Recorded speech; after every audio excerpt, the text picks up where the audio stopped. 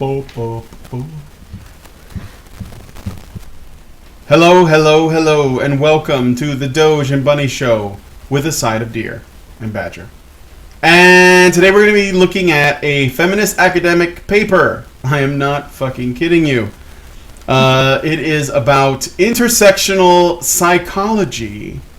I'm joined by Teal Deer. Hello, Teal Deer. How are you? I'm preparing to commit Sudoku halfway through this. Sudoku? That's awesome. Yes. Well, this is another installment of our series. Tumblr is no different than academic feminism. Tumblr Seriously. is the product of academic feminism. Now, I don't even think it's academic feminism. I think it's just academia, which has the parasite of feminism all over it. Or maybe it's a symbiote. I don't know. Whatever it is stuck right in there. And it is no different. Like, there's the stuff, when Liana Kay says we should address feminism's most rigorous arguments. Technically, that was Christy Winters. Oh, Christy Winters, sorry. Or I thought Liana Kay. Fisty Splinters. Robust. Robust. We should address feminism's most robust arguments, which one would assume would be found in academia. And so that is what we're doing. We are addressing feminism's most robust arguments and thus proving that feminism is actually full of shit. It is a balloon of ever-expanding shit. Which means it doesn't float. It just sinks. We all float down here, Georgie. We're gonna find out that the only thing about feminism that is robust is Christy Winters herself. So, but I'm dished. Okay. Shots fired. All right. Okay, I'm gonna just before we get into it, I'm gonna do a brief shill. Okay. The patron after show for those of you who are our patrons. We are going to be discussing possibly this one takes the cake for the most passive aggressive nonsense. It's essentially feminism in eco-activism. It's a paper on feminism and eco-activism, and how eco-activism isn't feminist enough. And that's going to be for the patrons. If you want to become a patron and enjoy after-show content, www.patreon.com/honeybadgerradio, and let's get on with the show. Okay. Are you ready? Ready? Yes. So I have this PDF. I had to buy it. Yeah, these are all behind paywalls and shit. So this is like the classiest of the classy. And the title of this is an academic paper by the American Psychological Association, written by Lisa Rosenthal of Pace University, entitled "Incorporating Intersectionality into Psychology: An Opportunity to Promote Social Justice and Equity." So allow me, this is already hurting my soul. So allow me to read the abstract. Just so you guys know what the whole overall thing is, okay? Intersectionality is receiving increasing attention in many fields, including psychology. This theory of framework has its roots in the work of black feminist scholar activists, bell hooks for example, and it focuses on interlocking systems of oppression and the need to work towards structural level changes to promote social justice and equity. Thus, the current interest in intersectionality in psychology presents an opportunity to draw psychologists' attention more to structural level issues and to make social justice and equity more central agendas to the field. The large, ever-growing bodies of research demonstrating the wide-ranging adverse consequences of structural and interpersonal level oppression, inequity, and stigma for the health and well-being of many diverse groups of people support that these issues are central to the field of psychology. We, as individual psychologists, and the field as a whole can work to fully incorporate the insights of intersectionality and therefore contribute to making social justice and equity more central across the varied subfields and realms of our work. Specific ways that we can do this are to A. Engage and collaborate with communities, B. Address and critique societal structures, C. Work together to build coalitions, D. Attend to resistance in addition to resilience, and E. Teach social justice curricula. Teach social justice curricula. There are important examples within and outside of psychology that can guide us in achieving these goals. These suggestions are meant to foster conversation and consideration by psychologists all across all subfields and areas of focus. Wow. I wanted to play like some kind of like Leninist march song behind the whole thing I just read. That I think that would have just made the cherry on top. That was the abstract. Yeah. So yeah. Yeah. Somebody's asking if I'm making popcorn. Am I being? No, you are. You're. Yeah, it's Comcast again, friends. No. Apparently, it's got to be my. Hold on, I'm gonna mute myself and see if you guys still get that. Talk amongst yourselves. Yeah. Oh, yeah. Talk amongst yourselves. This is horrible. What we're reading is it's like. I hope that, I'm assuming that Teal Deer is already laying out the rattan mat. Yes, I've managed to, like I said, I was going to commit Sudoku through this. I've managed to get the grid layout across my chest and stomach. I'm now just waiting to start filling in the numbers, and eventually I'll just black out through this. Yo! That's amazing. Yeah. Okay, Brian, are you finished your test? No. Okay, guys, essentially what's happening with Brian's internet connection is, I don't know if you told him yesterday, but apparently there were protesters and the internet went down and then Comcast had to be called. And, yeah, it's a little hairy. Fucking protesters. I know. Trump wins, the world goes insane. Yeah. Well, while we're correcting our sound issues, last Doge and Bunny show I was far too loud. So chat, if I'm still OP, now is the time to weigh in. Otherwise, I'm going to leave my volume as it is. Are we good? Can someone check the chat? I don't trust myself to do it because I get too involved. Oh, I get too involved in the shit. I know the chat is. They're so funny. It's difficult to avoid the cancer. It's not cancer. I was talking to Brian about this. I actually find the HBR chat least cancerous. It looks good. Okay. Yeah, it's actually pretty. Like, we're getting a fairly low turnout for having Teal Deer on. I wonder if it's because of the new naming format. People don't like it when we change names. Who knows? Who cares? People will show up eventually. I encourage us to get on to the topic here. Yeah. Well, I'm just filling air until Brian pops back. No, I mean I'm back. I can't. Can you guys hear me? Brian, are you ready yet? I mean, we can always continue just discussing the abstract. I mean, one thing which I would like to point out about this abstract, I mean, apart from the fact that it is blatantly basically just said, oh, by the way, we're going to attempt to stick our ideology into literally everything. Thank you. Yep. Just something. I can't. Can you guys hear me? Brian, are you ready yet? I mean, we can always continue just discussing. Yeah, a little bit. It's just like, we're gonna stick this in here just because reasons. It's not like for your consideration you could potentially examine or re-examine it. No, just use this as an opportunity to spread our shit because why not? But the other thing which I'd like to sort of point out here is, I suppose it's just part of the overall allure of social justice. Like, if you read this, because I sort of read through this and I was just like, okay, I'm just going to like turn off the part of my brain that knows what I know about social justice and feminism. And I read it again and I was like, this sounds awesome.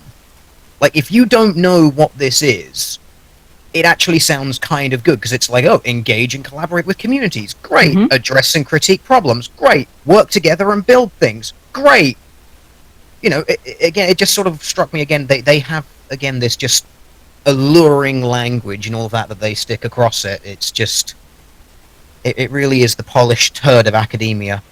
It's so interesting you say that, Teal, because when I was making notes on this, that's the framework I was working from. I was reading this and I'm like, I need to translate this from academic bullshit into real life, practice. So I'm going through the abstract and I'm like, okay, black feminist scholar activist. Okay, so let's translate that. That means they're going for special interest groups. White men, don't expect to be mentioned or represented here. Systems of oppression. Oh, so they've already accepted the whole hierarchy thing. Good to know. Structural level changes. Oh, that's code for authoritarian change. Okay, going back down to the bottom. Attend to resistance. That's saying that advocacy for activism and that activism can sometimes be a psychological means of therapy. That's going to be interesting. That's nothing new to me, though. In the Baccalaureate of Science in Nursing right now, you actually have to take classes in activism. So that wasn't surprising to me. And you get to the teach social justice curricula, and that's the cherry on the shit cake of, so teach social justice curricula. Let me translate that for you. That means forced social justice curricula. So I kind of feel like if I go through it and translate it into what would actually happen if all of these things were put in place, it becomes much more authoritarian. And I'm going to take this from a higher, more to meta level. I've noticed that what the main purpose of intersectionality is to basically justify why we can ignore the issues of poor and minority men in favor of focusing on the issues of, eventually it just moves up the progressive stack to white women. And it's like, because when you deal with the intersectionality, somehow, for example, Black Lives Matter went from black men being shot by police, which it's really an issue of all men are more likely to experience police violence and also more likely to experience extended prison stays. But regardless, black men being shot by police, it sort of just wibbled and wobbled and expanded, and it included a whole bunch of other factors that are issues like fresh food, welfare, and because it had to include black women. And then suddenly the black men getting shot by police just sort of sloughed off like a vestigial, a placenta. And then it became just the issues that black women share with white women. And now it's going to be siphoning all of that victimhood towards white women. And I find it, because we're talking about intersectionality, and when Brian gets back, we can. I'm back. Yeah, let's look at the author of this paper, and I'm not shitting you. This is all siphoning victimhood to white women, so that they can use it against the men. They can ignore the men that they have no use for, and they can use it against white men. Yep. That's it. They just want to be able to use. They want to be able to use black men getting shot in the face against white men, even though they are like the second biggest group likely to be shot in the face by police. But we got the oppression points. It's useful for our political machinations all as well. So just go down a bit and show us the author. The whole thing about so scroll down through the paper. Yeah. You know what I'm gonna do is as at the risk of making things weird, I'm gonna share this. Can I share this paper even though it's through a paywall, or you think that'll be a problem? I don't think it'll be too much of a problem. I don't think they're going to find this. We're not handing out PDFs willy-nilly. All right. Hold on a second while I quickly do this through the SciTubes. I did actually pay for this. So, did you not get? Okay, Brian, did you get the PDF that I sent you? Yes, that's what I'm talking about. I'm going to put it on the screen so that the people who are watching the show can see it. All right. So we are now peering through the lace curtains of academia into the eye of that which they do not want us to see. The winking eye. The winking eye. We're just spreading those curtains. This is what's behind the paywall. This is what your intellectual betters. And now you know we're actually do with legit their time. When we say we are looking at like a paper. Okay, so I'm gonna scroll down a bit. So let's see. Oh, here we are. Hi, Lisa. God, she looks kind of like Leigh Alexander, but sober. All right, so Lisa Rosenthal. You might want to share it with us too, Brian. Yeah, let me share screen. Yeah, I can't see shit, Brian. Maybe. Yeah, I'm looking at the picture on my printout. Too. Problem glasses. Oh wow. Oh yes. There you go. Yeah.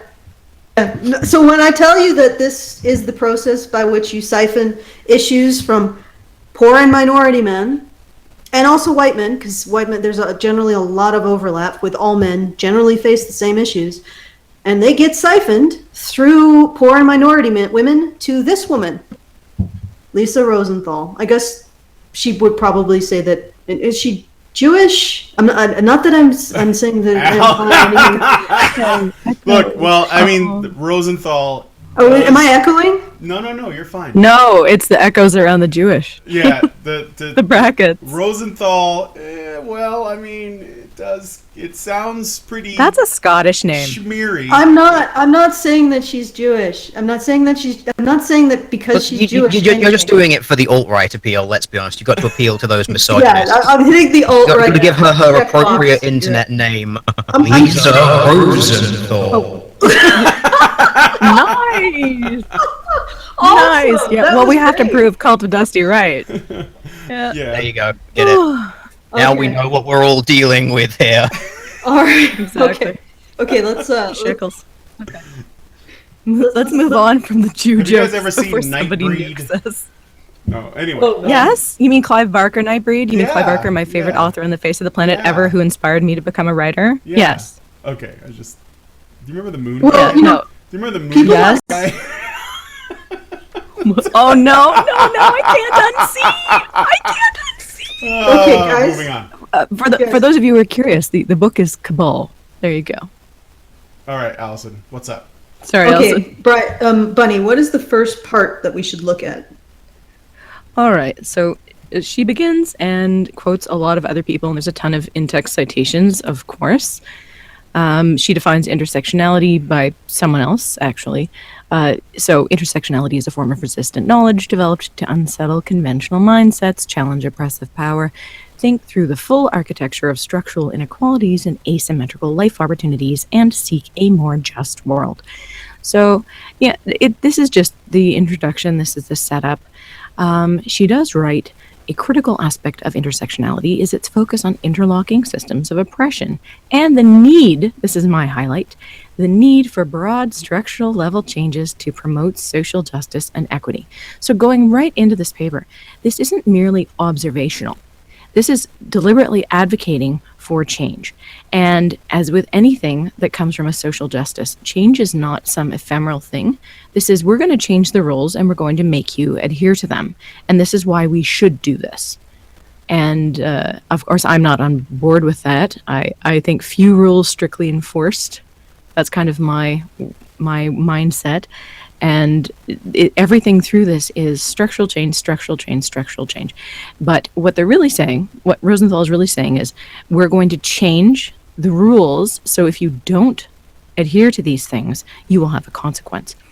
And moving on to that, and she presents a case for that. I'm not saying whether I agree or not at this point, because we have to go through it, but she presents a case. Psychology is... do you know what page it's on? Because I could read to see what her case is. I'm on 474 right now. And, well, the case is the entire thing. This isn't a proper science. I shouldn't say proper science. I'm such a fucking snob. But this isn't here's the raw data, here's the methodology, here's the summary, here's the discussion. This is squishy, right? So it's just point by point. Yeah. I mean, like, psychology... Is that even really a hard science in general? And I know we're going into like the whole whether psychology is bullshit or not, but I'm asking a serious question. Like, there are sciences like the physical sciences, which there's a lot of observable data and like stuff that you can repeat and all that, and then you get into what people call the soft sciences, and I'm not really sure where psychology lands on that. I think it tends to be. It depends who you ask. Yeah, it really does. But I mean, it's not like things like sociology or gender studies, which they want to call sciences, but they just sort of accept that it's a soft science, which means it's not a science. I don't, at least not to me, but. Psychology, I'll give my 2 cents on this, and Teal Deer, I'm sure, will have his own 2 cents on this, because you have exposure to this as well in what you do, I'm sure. From my studies, psychology has always had an element of philosophy and humanity in it. It's always been a little bit on the realm of thinking about the universe and your place in it and how the mind works, as differentiated from psychiatry, wherein you must have a fundamental understanding of the body. And that's why psychiatrists who have to understand pharmacokinetics, they're the ones who really get to prescribe medication, and psychologists are more the ones who talk and listen. But that is becoming very blurry now, and that's part of my issue with psychology, is there's much less, as much as it was always kind of philosophical before, it's become even more ephemeral now. You can literally make shit up and say whatever you want, and somebody is going to go, yeah, that makes sense. And then they're going to cite you in the next paper, and they're going to take your ideas and expand on them. And it's spiraling ever increasingly away from any kind of quantitative proof. And that's part of, I wrote this in my notes later on, but this is part of what's happened in the transgender debate. And we'll probably touch on that a bit later. But I don't think this getting farther and farther away from anything that you can pin your hat on is actually having any therapeutic benefit for anybody. And especially with the publication of the DSM-5, the social justice threads running through that are so blatantly obvious that many people are getting out of the profession that I've spoken with because it's too far. It's a bridge too far from any kind of therapeutic use. When someone comes to you, there used to be a standard therapeutic procedure of working through their thoughts, working through why they feel this way, and therapeutic solutions to it. And now there is much more a movement to put it in terms of social justice, almost co-opting or exploiting these people who are coming to you for therapeutic benefit, and not actually giving them help, but furthering their beliefs that will further your social engineering. And this is what this entire paper is about, in my opinion. But Teal, do you have any reflections? Yes, basically, psychology has multiple approaches in it. Some of them are very scientific and some of them are not. And this goes down to whether you want to take a positivist approach or an interpretivist approach. And the interpretivist stuff is much as it sounds. It's more about how you interpret things, about how you sort of read what's going on, and in essence, sort of how you think something might be happening. Whereas when you're going down the positivist branch, you're looking more at what is actually an objectively measurable faculty of what you're looking at. And that's sort of generally where the line between psychiatry and psychology comes in. So for instance, if you were going down the route of, say, biopsychology, what you'd be looking at would be when someone makes a decision, what goes on actually physically in the brain, what hormones are being released, what chemicals are being released, so on and so forth. Or if someone is undertaking an activity, what is the physiological change that's happening in their brain? So a good example of that sort of thing would be what happens when you put a guy in a sports car, because that's generally considered a sign of high social status. Well, through multiple experiments, we know that when you do that, guys' testosterone levels increase responsively to that stimulus, because it makes them feel more masculine, it makes them feel more manly like that. So there's a physiological response to that psychological stimulus.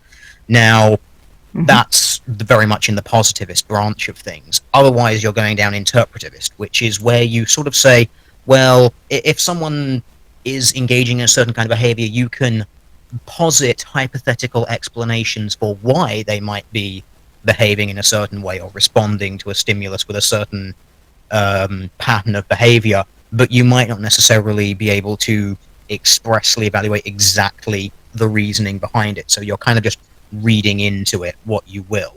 And that's kind of where the real problem is. Now, yes, sociology, again, falls into the same pattern. This is why when I look at sociological research on my channel, I'm looking at survey data. I'm looking at what people are actually doing and things like that, so actual observable trends. Whereas the real problem in sociology comes again when you start applying the interpretivist model, when you start taking survey answers and saying, well, how did you feel about this? And that starts to be where we get problems with things like the 1 in 4 rape statistic. You know, people asking, well, did you feel like you were raped? Or in some cases, the person asking the question, well, I feel like you were, so I'm going to say yes, even though your feeling is different. Which is why we get that problem in, I believe it was the AAUW or AAW, I can't remember the exact acronym for it, where like 1/3 of the women who the coders said were raped went on to marry their rapists. You know, clearly those are women who don't feel violated, but because you've gone interpretivist model on it, now we've got conflicts in data. So that to me is kind of the big problem. And papers like this are full-on interpretivist. And even worse, they are interpretivist based on other people's interpretivist research. So it's assertions on top of assertions on top of assertions. If you follow them back down the pyramid, in some cases, you might actually find a single piece of data somewhere, but in some cases, you just find an assertion. It's like going back to the 2% false rape thing. It was one person's interpretation of a conversation of which there was no objective record having ever taken place. But it just became a known statistic because enough people interpreted it and just kept spreading it and spreading it and spreading it, and it became a fact. And that's before we even start applying psychological things like sorry, I don't mean to keep cutting you off. I just want to get this last bit out. I'm so excited. I'm so excited because I don't often get a chance to talk about this. Sorry, go on. It's fine. And that's before we even start applying sociological models like leverage saliency theory to interpretivist results, which, for those who don't know, you basically picture it as a seesaw between 0 and 1. And that affects your likelihood of, say, responding to a survey. And all of your traits are basically like little baubles that you get on a Christmas tree hanging on this seesaw leading either left or right. You know, right would be yes, you're going to do it. Left would be no, you're not. So in that instance, if you've got, say, a 20% response rate on a rape survey, you're going to assume that there's a lot of people, or you interview the people who took it, they are going to have a very, very big bauble hanging on that seesaw on the right side, leaning it towards 1, making them very, very likely to fill it out. If you then mandatorily followed up on the 80% who didn't, you'd probably find they have a very, very big bauble hanging on the left side, leaning to 0, they're not going to do it, because they have no interest in it, because the topic of the survey is of no interest to them. And that is very, very crucial. And I noticed, again, in the 1 in 4 rape thing that they got from a single college with a 20% response rate, which is touted as absolute gospel by feminists. Low response rates are only valid if you expect the respondents to be typical of the general population. Now, they get around this by saying just that sentence. They go, oh, a low response rate doesn't matter because this reason. But that is the reason that they cite. But the problem is when you're dealing with, like, rape cases, you don't expect the people who respond to be typical of the population. You expect them to have a very specific interest in it. In this case, it would be being rape victims. And I've done the math on HBR before. When you mathematically add it all up, and you take that 20% response, which found the 1 in 4, multiply that up to 100, you get 20 and 100.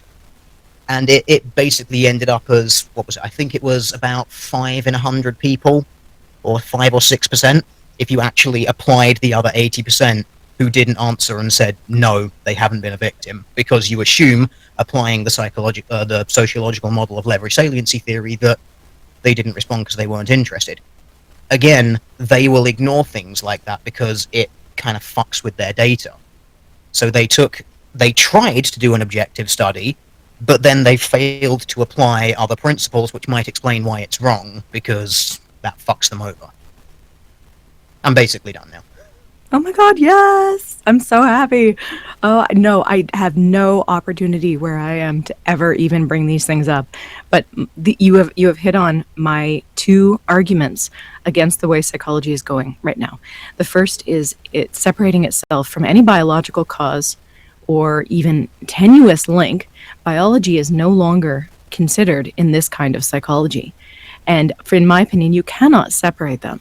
You cannot separate a being from their body. Our central nervous system is what it is. And many people will come aboard me and say, oh, well, you're talking about biological determinism.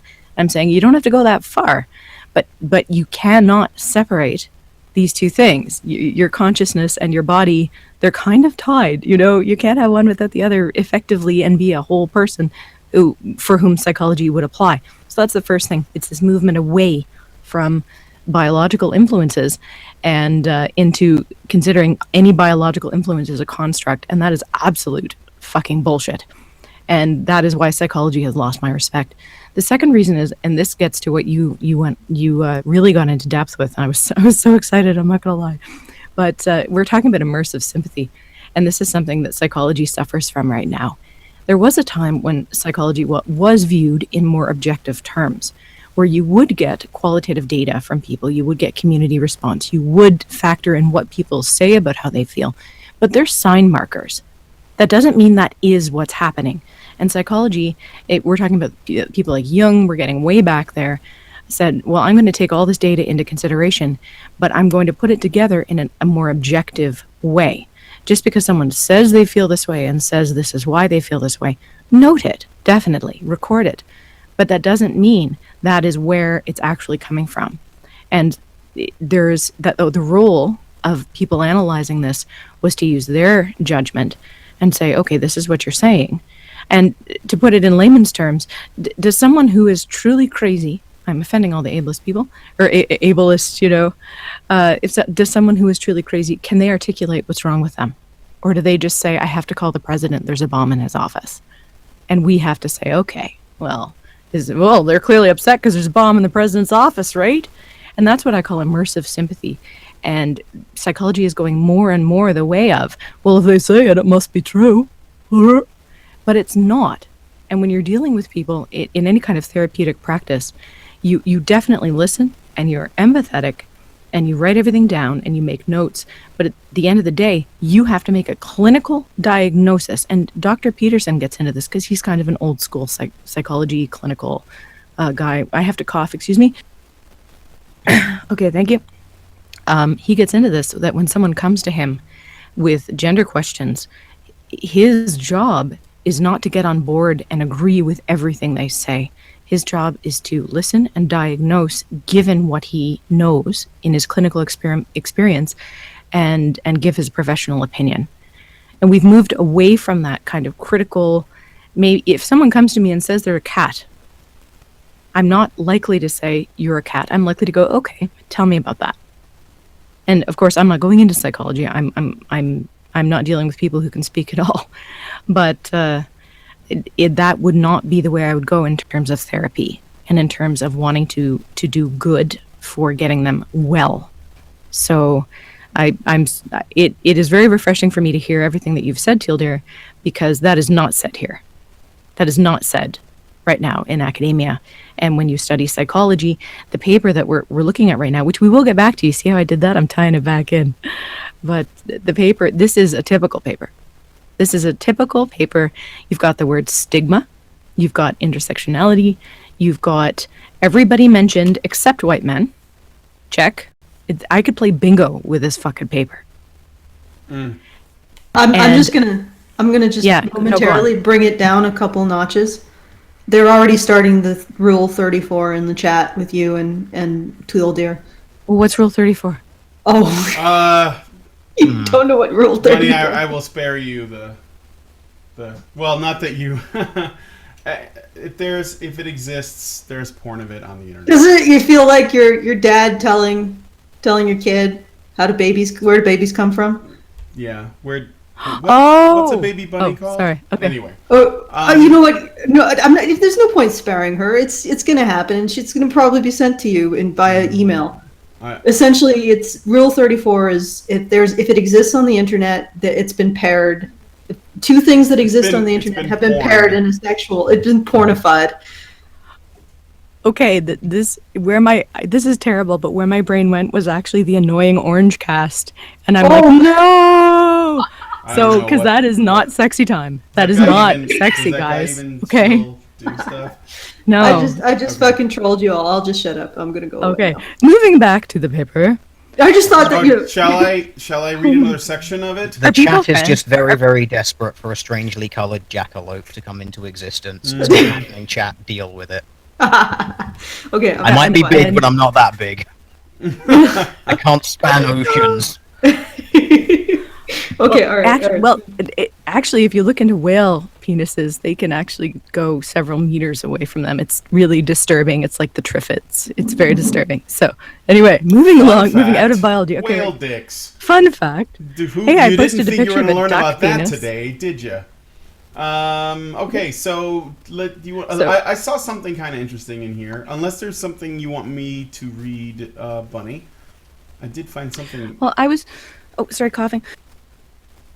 Okay, those are the quietest coughs I've ever. I think she's heard. I don't want to. She's probably muting. I'm playing as much as I can. I'm sure it sounds like when you have one of those baby squeak toys and you My sneezes are adorable. It's bad. But it's I don't do it on purpose. They're just Right. like it's awful. It's horrible. It does not suit. I had a girlfriend who sneezed like that.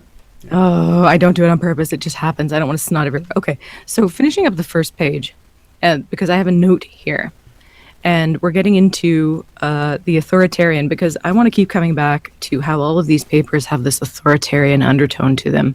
So I'm quoting Rosenthal. Psychology's recent increased interest in intersectionality presents a valuable opportunity for the field to make social justice and equity more central agendas, and to be at the forefront of calls for radical structural changes to promote the well-being of all people. In other words, to translate to, normal humans, we're going to make radical changes for your own good. Yeah. We're not actually interested in helping everybody. It's just the people we consider all people. Because again, we're not talking about white men in here. Mm-hmm. So but I think for your own good. Don't realize they're also not talking about other men. Like they've somehow shuffled. They talk out about the gay picture. men. She talks about gay men in here. Oh, does she? Well, I mean, the thing is that Yeah. the purpose of talking, and you can get in And black like. men. You can totally like, oh, Allison, you're so full of shit. But the purpose of talking about any disadvantaged group of men is to eventually siphon their disadvantage and apply it to women.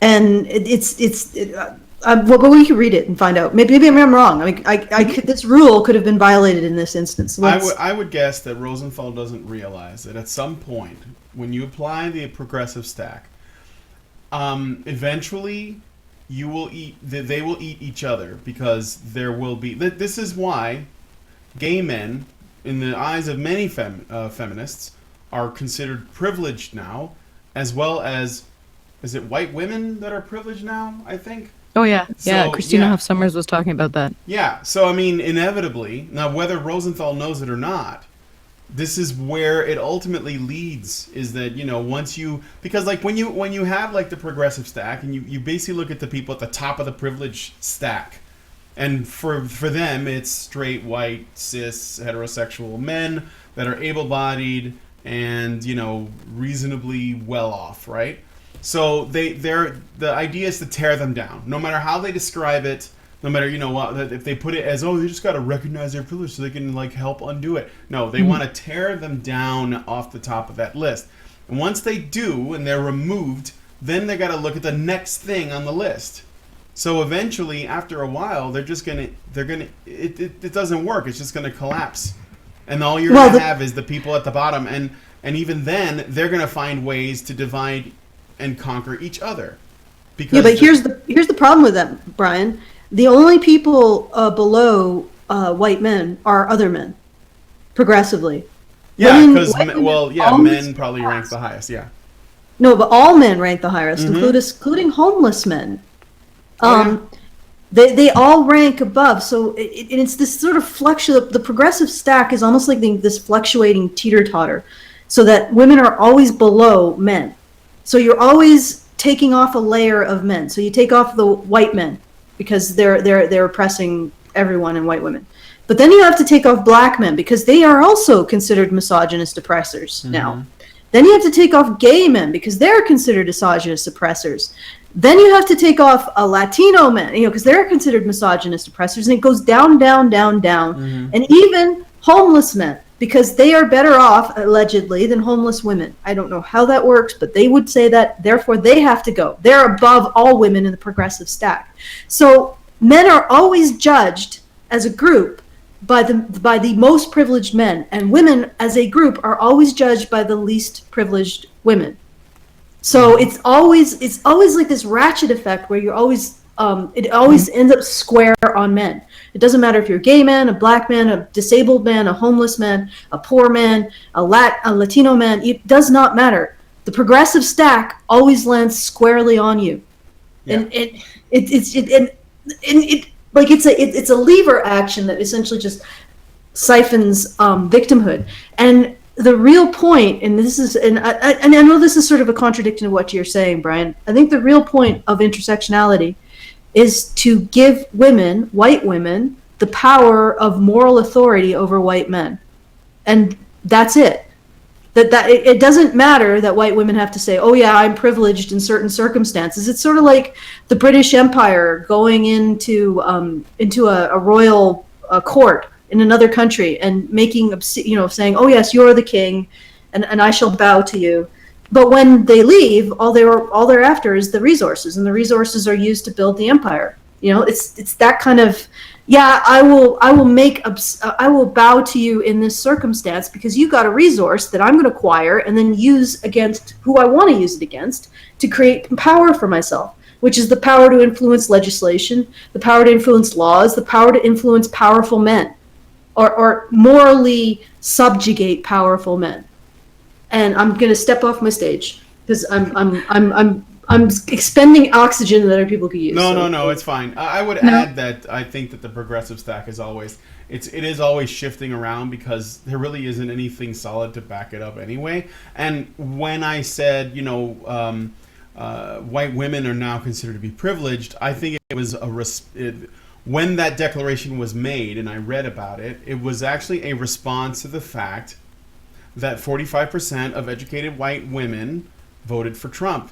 And so when people learned that there were white women actually voting for the enemy, they said, no, that must be because they're privileged, and that they got thrown under the bus. But I don't think that will last long because they'll forget that had happened, and then, they'll be welcomed back into the fold because they're still women.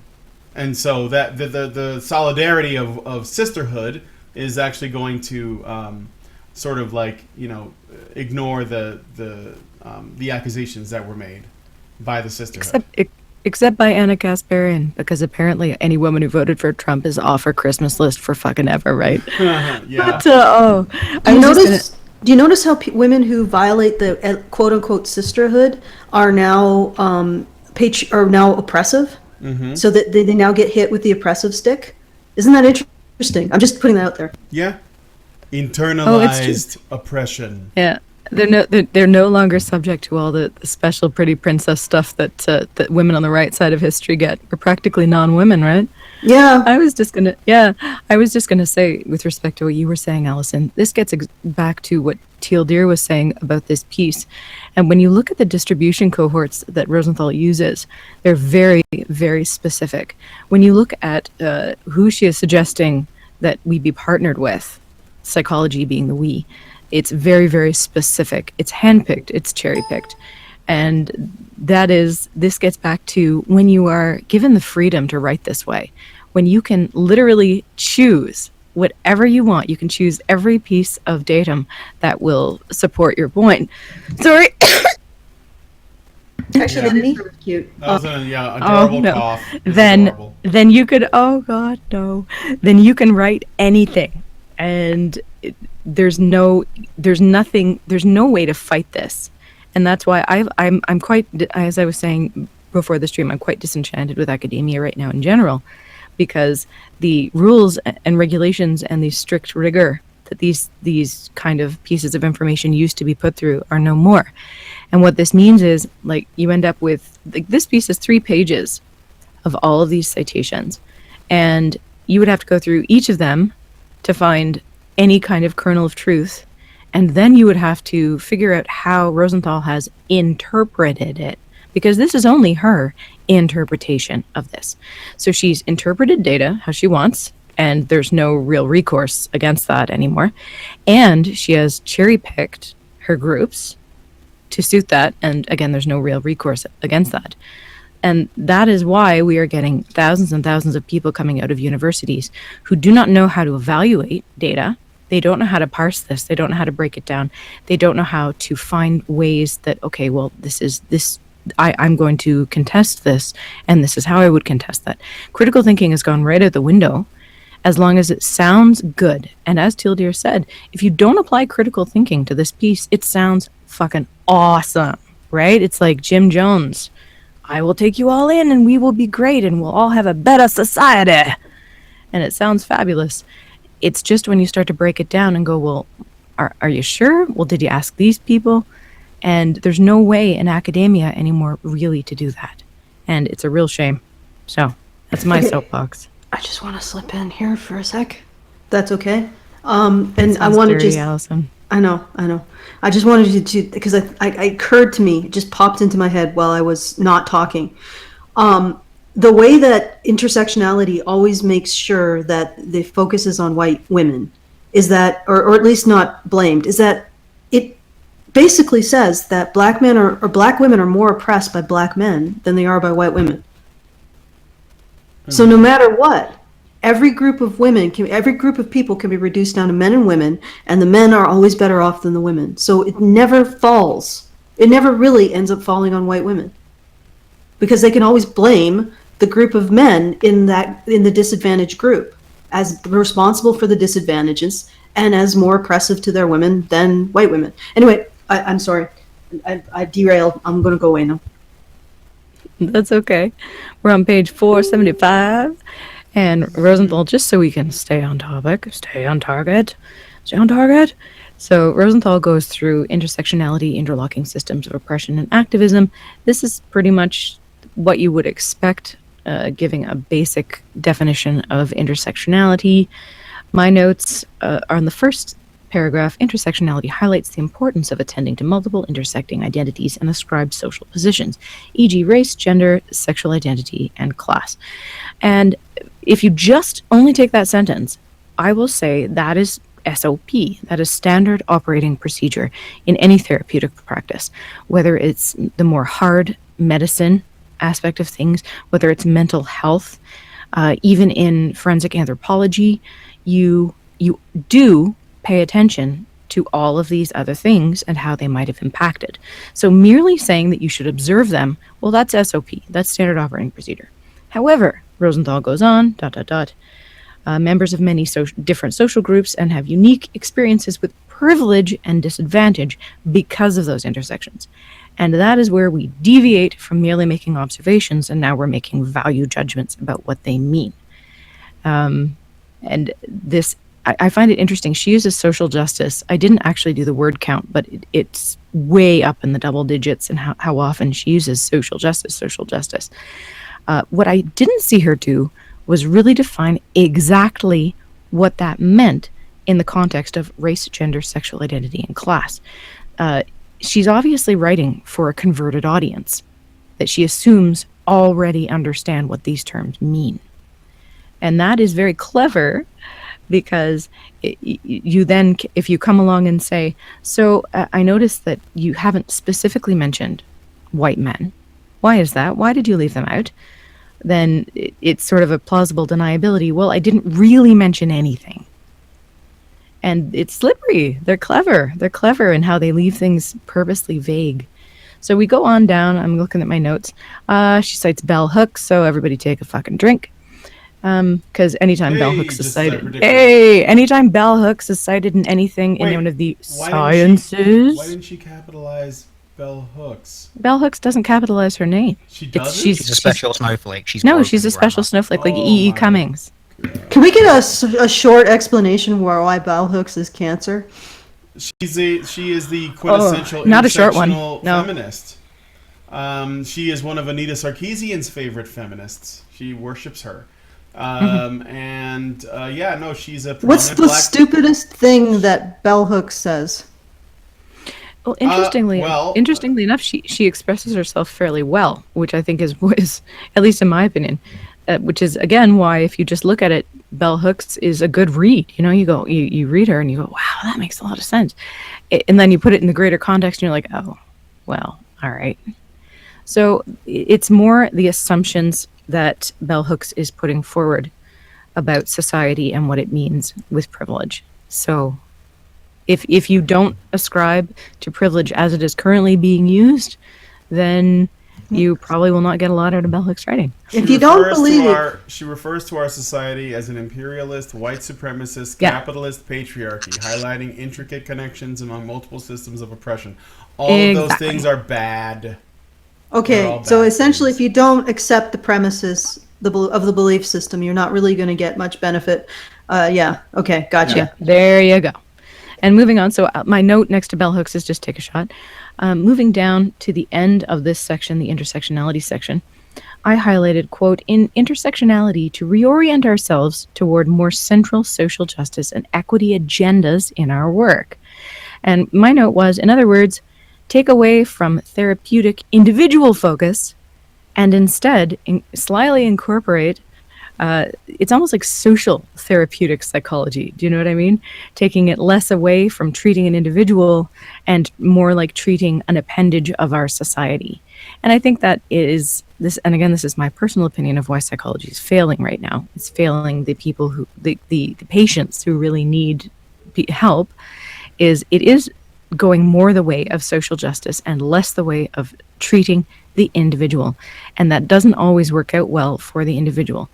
And I know psychologists don't take this oath, but primum non nocere, you know, above all else, do no harm. And if I was trying to treat someone and they're white and they're really upset, I am not going to be imposing something on them that says, well, maybe you should feel bad because you have white privilege. And maybe that's where all of your problems are coming from because you feel white guilt. You think I'm going to fucking say that to somebody who's threatening to kill themselves, especially a white man? No way. I think this is going to do so much harm, more than it already is. You know, that's my opinion. I just want to point out something. I keep getting these letters from people or messages where men have attempted to use mental health or suicide lines and have had appalling results. Like some of them have actual people telling them to commit suicide or blaming them for things like in one case a man had his girlfriend cheat on him and he was blamed when he called the suicide line for it. So it's like I don't even know if I can recommend men call mental health aside from the ones that are explicitly for men. Yeah. Not just it's funny you say that, but also not run by feminists. Like I used to point people to the campaign against living miserably, then I found out it was run by a feminist who ascribes basically to the idea that suicide is an effect of toxic masculinity. Men are have to suck it up, so they don't. They have to suck it up at the same time. So they're committing suicide is their own fault because they're just adhering to a social role of stoicism, and it's that adherence that's the problem. So in other words, men have to change so that they stop being suicidal. And then I'm like, and she's also a feminist, so simultaneously with believing that, I assume she also believes that men are privileged. So men are carried around in golden litters, according to her point of view, or the feminist point of view. They're carried around, they have all this privilege, and they're just so weak, they can't even handle it. And they adopt these personas. They don't really need them because they get everything handed to them. You don't need to be stoic when you get everything handed to you and you're living on a chaise lounge and getting your grapes peeled for you. But men just assume this stoic role for no other reason than because reasons, and that leads them to commit suicide despite having every advantage that women don't. And it's like, okay, first of all, maybe one thing that could help men with mental health issues is not telling them that they are so fucking weak that they can't handle being carried about on a litter and having their grapes peeled for them, and that all of their problems are minuscule in comparison to women's problems. So their suicidalness is just as a result of their incredible, profound weakness and inability and childishness, you know, and that they are also adhering to this stoic role out of a desire to be toxic towards themselves and other people. I mean, could we just not have that in the mental health services? Maybe that would help stem the tide of men's suicidal behavior. I mean, could that possibly be a contributing factor, being told all your life that you have no problems, and any problem you do have is your own personal failure because you were living a life of absolute, complete, and utter privilege? Could we stop doing that? And stop expecting men to respond identically to. It's okay. Your rants. We all just shut up, and stop expecting men to respond identically to treatment that was designed and geared toward women. That would be another thing. That would be really nice, wouldn't it? Stop expecting men to want to cry on a couch, and if they don't do that, then they're choosing to remain sick, right? Yeah, it's their fault. Yeah, they need to accommodate the mental health service rather than the mental health service accommodate them. Yeah, if you just acted more like a woman, then you would be fine. And this gets, what I was going to say is, it's funny you say that, Allison, because my last video on my channel, I did, because I was still so sick, I didn't want to do a proper video. So I did sort of a half proper video where I did a lot of text on the screen. But anyway, it was about male suicide. And one of the things I said is, consider volunteering at a suicide line. And in the comment section, some of the feedback I got, valid feedback, was, why on earth would I do that? Why on earth would anyone call a suicide line?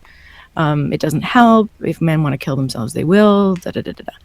And my response to that is, I'm not saying it's not a panacea, because the problem is so much deeper than anything one person can do. But I know for me, knowing there's one person volunteering on that fucking suicide line who is sympathetic to men, who understands men, who tries to understand men, and is not going to give the same old, well, you should kill yourself, it's your fault. Well, that would make me feel a little better, because right now, there's no guarantee there's even one person on those suicide lines. So that's it. It's not, there is no fucking solution. The solution is we all have to change our brains and start treating men like, people. But I don't think it can hurt having one person on that line who is not going to tell a guy, well, what the fuck's your problem? So it's funny you say that. And for the next part of this article, so we've done intersectionality, interlocking systems of oppression and activism, unless anybody else has any notes on that section. Yes, no, maybe so? Well, I didn't have a note, but there was some section here where there was a critique of intersectionality, and I wanted to read through the critique. Sure. In a critique of social science research employing intersectionality, Alexander Floyd summarized concerns of scholars, including Kimberly Williams Crenshaw, Michelle Fine, and Julia Jordan Zachary, that researchers are flattening intersectionality by only focusing on multiple identities and not addressing structural inequities or connections to political activism. Bilge argued that some feminist academics are depoliticizing or undoing intersectionality by disconnecting it from its social justice goals. In a review, Collins noted that it is more common for scholarly work using intersectionality to focus on identities than on social inequities and social justice, in concluding that intersectionality as a knowledge project faces the fundamental challenge of sustaining its critical edge. As psychologists, I suggest we should fully attend to and embrace intersectionality's critical social justice core, taking this opportunity of the field and other fields, increasing interest in intersectionality to reorient ourselves toward more central social justice and equity agendas in our work. Yep, that was my note about taking away from looking at the individual, that's the individual identities, right? Mm-hmm. And putting it more in context of, well, we're going to change the world.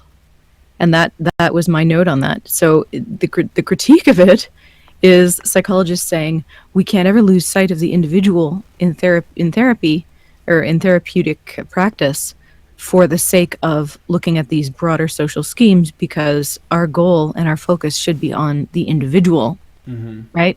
It's fine to look at it within the structure, but the individual is not the structure. So I think that's a valid critique of intersectionality, that we can't get so focused, we being them, but can't get so focused on social issues that we lose sight of actually fucking helping people. So yeah. When I read that, I don't see anything dealing with psychology at all. I see everything dealing with politics, specifically identity politics. And I'm trying to figure out how she is, not that obviously she's a feminist, so this is a rhetorical in part. How is she rationalizing that psychology as a practice has a duty to better the world, but in a way that has little or nothing to do with psychology? Like, she makes the case in the next section. okay, because let's find out the role of psychology. That's the part I'm interested in. The role of psychology in struggles for structural change, social justice, and equity. All right. Bunny, what do you got? Well, this is where she makes her case about why the broader view should influence psychology, not just in a peripheral way, but in a very active and aggressive way. So, first sentence. So there are large force? bodies of existing there are large bodies of existing evidence about the adverse effects of both interpersonal and structural oppression, inequality, and stigma across the spectrum of human experience and behavior. So a whole bunch of references here. And so she's presenting that these issues fall squarely within the realm of psychology across subfields, populations, and specific phenomena. Again, she is removing it from care of the individual to care of the population. Mm-hmm. And flipping forward to my extra notes, she goes into a whole bunch of how she's looked into things, including like HIV status, segregation, even voting practices, things like that. But it's all more along the same lines. I don't have any specific notes because I would have to actually go through, I'd have to fisk this part, and I didn't have enough time. So... but she concludes, taken together, there's ample evidence that interpersonal and structural oppression, inequality, and stigma, again, these are buzzwords, even especially in healthcare. Like stigma is like the buzzword in healthcare. Stigma. So are connected and have a wide range of adverse consequences relevant to psychology. So if she's talking about applying psychology to, instead of the individual, to the group, to the masses, right? Then is this not a concept that has already been explored, like called mass psychology? And it was an old thing from like the there's a guy named Wilhelm Reich who wrote a book called The Mass Psychology of Fascism. And I'm not saying that she's a fascist, but this is the book he wrote, okay? And it was a book written in 1933, which explored how fascists came into power and explains their rise as a symptom of sexual repression. I'm serious. Okay. The question it's possible. I'll entertain it. I'm going to read this excerpt real quick. I'm not saying these are the same, but it's when you were talking about how she is talking about applying psychology to mass groups of people, basically like using it as some kind of cure to save the world from oppression. I thought the only way you can do like that, when you said that, I remembered because I took a class. It was the only class I really liked from my college that didn't seem fucking inundated with feminism, that we talked about mass psychology. And I had this, because I had this book that I kept, and it has a lot of great excerpts in it. The summary of the mass psychology of fascism goes like this. The question at the heart of Reich's book was this: why did the masses turn to authoritarianism even though it is clearly against their interests? Reich set out to analyze the economic and ideological structure of German society between 1928 and 1933 in this book. In it, he calls Bolshevism red fascism and groups it in the same category as Nazism. Reich argued that the reason Nazism was chosen over communism was sexual repression, as children, members of the proletariat, had learned from their parents to suppress sexual desire. Hence, in adults, rebellious and sexual impulses cause anxiety. Fear of revolt as well as fear of sexuality were thus anchored in the character of the masses. This influenced the irrationality of the people, Reich would argue. Now here's an excerpt from the book itself. And I'm sorry that if this is too much of a tangent and it may not go anywhere, but I just want to explore it briefly. Suppression of the natural sexuality in the child, particularly of its genital sexuality, makes the child apprehensive, shy, obedient, afraid of authority, good and adjusted in the authoritarian sense. It paralyzes the rebellious forces because any rebellion is laden with anxiety. It produces, by inhibiting sexual curiosity and sexual thinking in the child, a general inhibition of thinking and of critical faculties. In brief, the goal of sexual suppression is that of producing an individual who is adjusted to authoritarian order and who will submit to it in spite of all misery and degradation. At first, the child has to submit to the structure of the authoritarian miniature state, the family. This makes it capable of later subordination to the general authoritarian system. The formation of the authoritarian structure takes place through the anchoring of sexual inhibition and anxiety. So, wow. Holy shit. This might be more. Right? Yeah, I was right? going to say. I think that's interesting. I think that's fucked up. Teal dear, this may be in your wheelhouse. I've actually been reading the paper, this thing that we're supposed to be talking about. I'm sorry, Yeah. I went on. I got momentarily distracted. Oh, that's all right. That's fair enough. I heard that we were talking about something about Nazis and some guy called Reich, and I was like, "Are you sure this isn't an elaborate troll, Brian?" Very elaborate. You never know with him. No, you never know with him. That's why I love book. Brian. It's a real book. No. It's really interesting because they just sort of drop it in the middle of this, right? What's the relation to the actual? Let me see. What's the relation to the actual topic of this article? Is there a relationship? Are you talking? What do you mean? Well, it's like the Nazi topic. Oh, like, I thought because I thought of this. This is sounds like a form of mass psychology, and I was reminded of this book written by. Oh, I see. So this this guy, is like which was this about. is a tangent. Yeah, it was a tangent. I It is, but apologize for that. it's a relevant tangent because It's a really creepy tangent. It is a creepy tangent, and this is the problem with this kind of lack of vetting, this lack of intellectual critical vetting for fear of offending someone or being a racist. Is I could successfully argue, successfully with some people who are listening anyway, and only in a did they win the debate or not in an agreement way. I could argue that the reason Trump won is because women aren't getting fucked enough. I swear to God, I could argue this point and make sense somehow, and I would have citations, and I would find papers, and it would all be good, and I could prove my point, and I would be cited in a peer-reviewed journal. But you can prove almost anything. But getting back to what were you going to say, Alison? Well, you can't prove that men have issues, though. No, because nobody will believe that. Oh my God. Oh my God. Women have it worse. Women have it worse. Okay. Getting back to the paper though, anytime. I've got more notes. Warn you guys, we can't fall down the feminist rabbit holes. No offense, Bunny, because we just tumble into the vast matrix of rabbit holes that never fucking end. I'm not offended, Allison. There's not room for all of you anyway. So.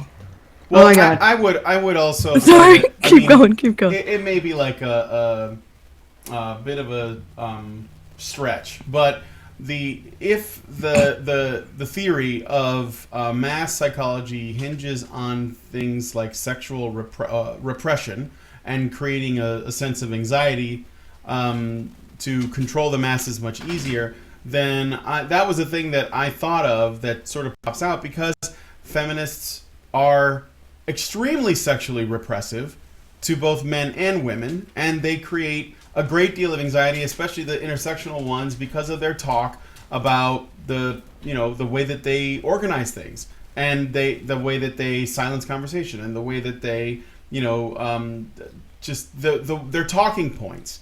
And what is the goal of telling someone that they have to check their privilege? It's to make them feel awful about it. Did you see Donald Sutherland the other day? He was on like a news thing and he was like, I was told that I have white privilege and I just realized that it's true and I'm a terrible person and I should apologize. And he was under control right there. They got him. And I wonder if there is I'm a sinner. Connection. I'm a sinner. Right. He was born into original sin. So we can move forward, but I apologize if that was completely worthless. But I'm thinking that there's a connection. If I may. Pedophilia? Yes. I am not going to, if I may, on the paedophilia topic. Thank you, Alison. I will step away from that, although this topic may be related. It's interesting, Brian, that you actually mention about how feminists and intersectional feminists are becoming increasingly sexually repressed. I actually just yesterday got done reading a paper which I referenced in a video I actually published earlier today. That I read a paper was much the same as this. It actually read much more like someone's blog than an academic paper, asserting that dildos are becoming a tool of oppression for women. Mm-hmm. So yeah, this thing which was like all about the sexual liberation and freeing women from men all those decades ago is now becoming a means by which women are being oppressed by men because it reminds them that there are real dicks out there that they could be getting, but they shouldn't be wanting those because reasons. So I have to wonder whether this is going to become, a part of the new feminist discourse, that even the use of a sex toy that in any way even resembles a man or the function of a man is going to be oppressing women, which I think is going to take us back round to the radical, crazy feminist lesbian thing where they were saying all those decades ago, if you want to be a true feminist, you must be a lesbian. Which basically then, for straight women, that kind of just puts sex off the table completely for them, more or less. And then if using a dildo is oppressing you, you're going to not use that on ideological grounds, and then that puts you in that sexual repression state that you were talking about with the possible rise of fascism. So I just found that interesting that you actually mentioned that. Well, could you imagine? Very coincidental in the timing. What society would look like if feminists got into control of the laws and outlawed dildos and anything related to penis and vagina sex, and I'm fairly certain outlawed babies, outlawed no babies. They would outlaw fleshlights too, and porn. Outlawed porn. I mean, what kind of society would we start to resemble if feminists were in complete control of it? I wonder. It's just a thought experiment. I'm just saying. There's I'm just saying. I literally gasped when I realized they would take all my shoes.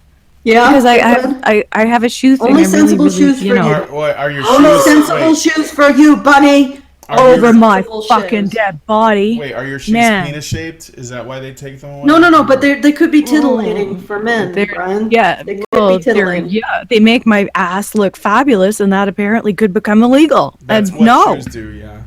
Well, no, you could continue to have your shoes, Bunny, but you just have to wear a cloak, or a cloth that. We need to come up with a word for something that covers all of my attractive features. Yeah, exactly. But you'll feel more beautiful.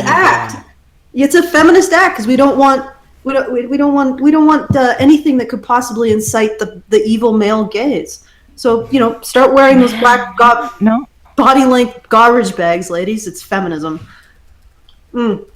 Yay! I'm just putting it out there. I'm just making that observation. No. Just gonna let. It's moving on. Banana.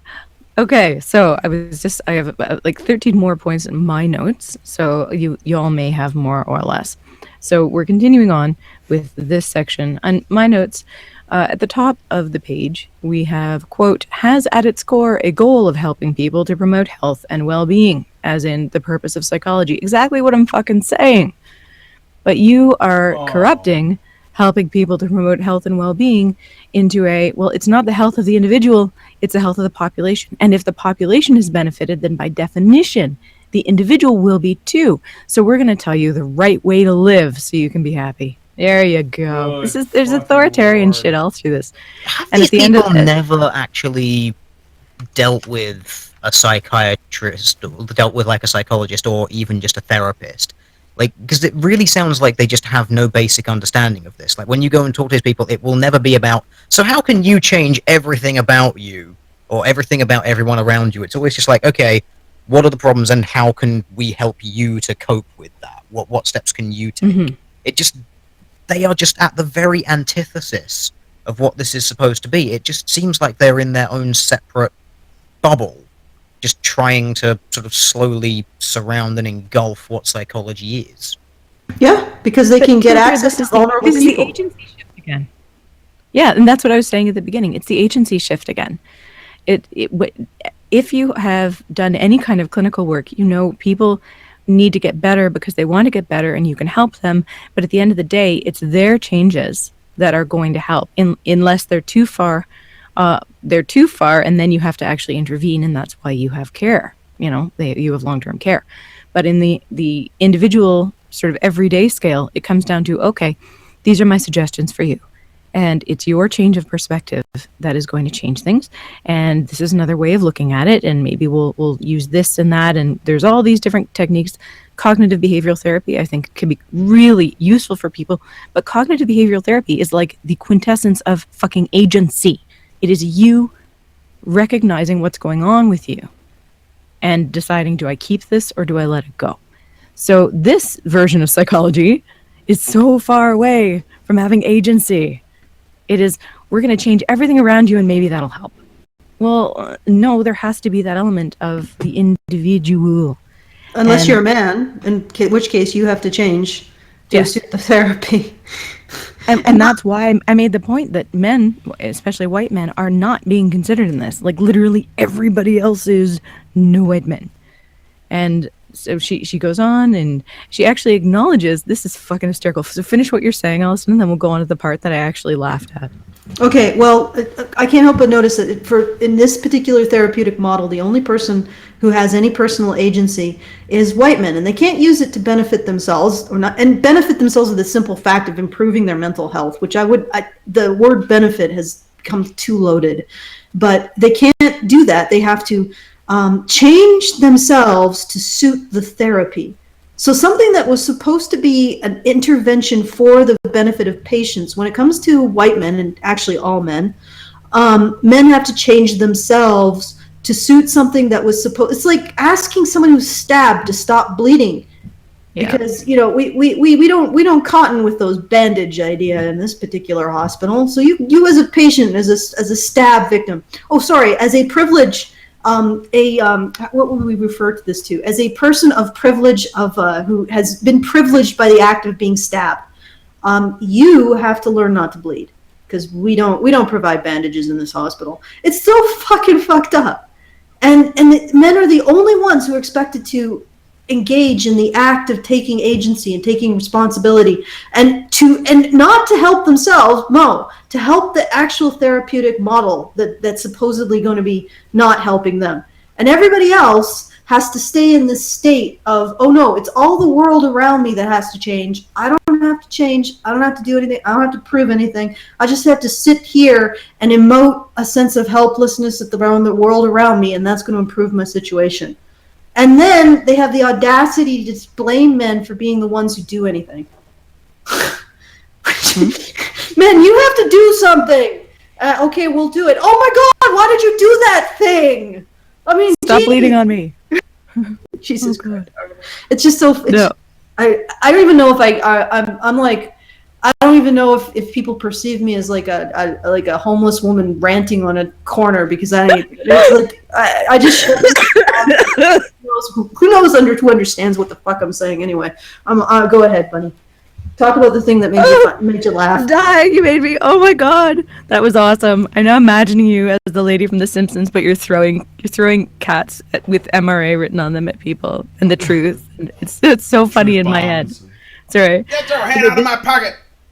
Exactly. Random phrases. Oh, no. All right. So what page? This next part is muy bueno. It's muy bueno. It's tasty. It's awesome. Okay, starting at paragraph 1 might.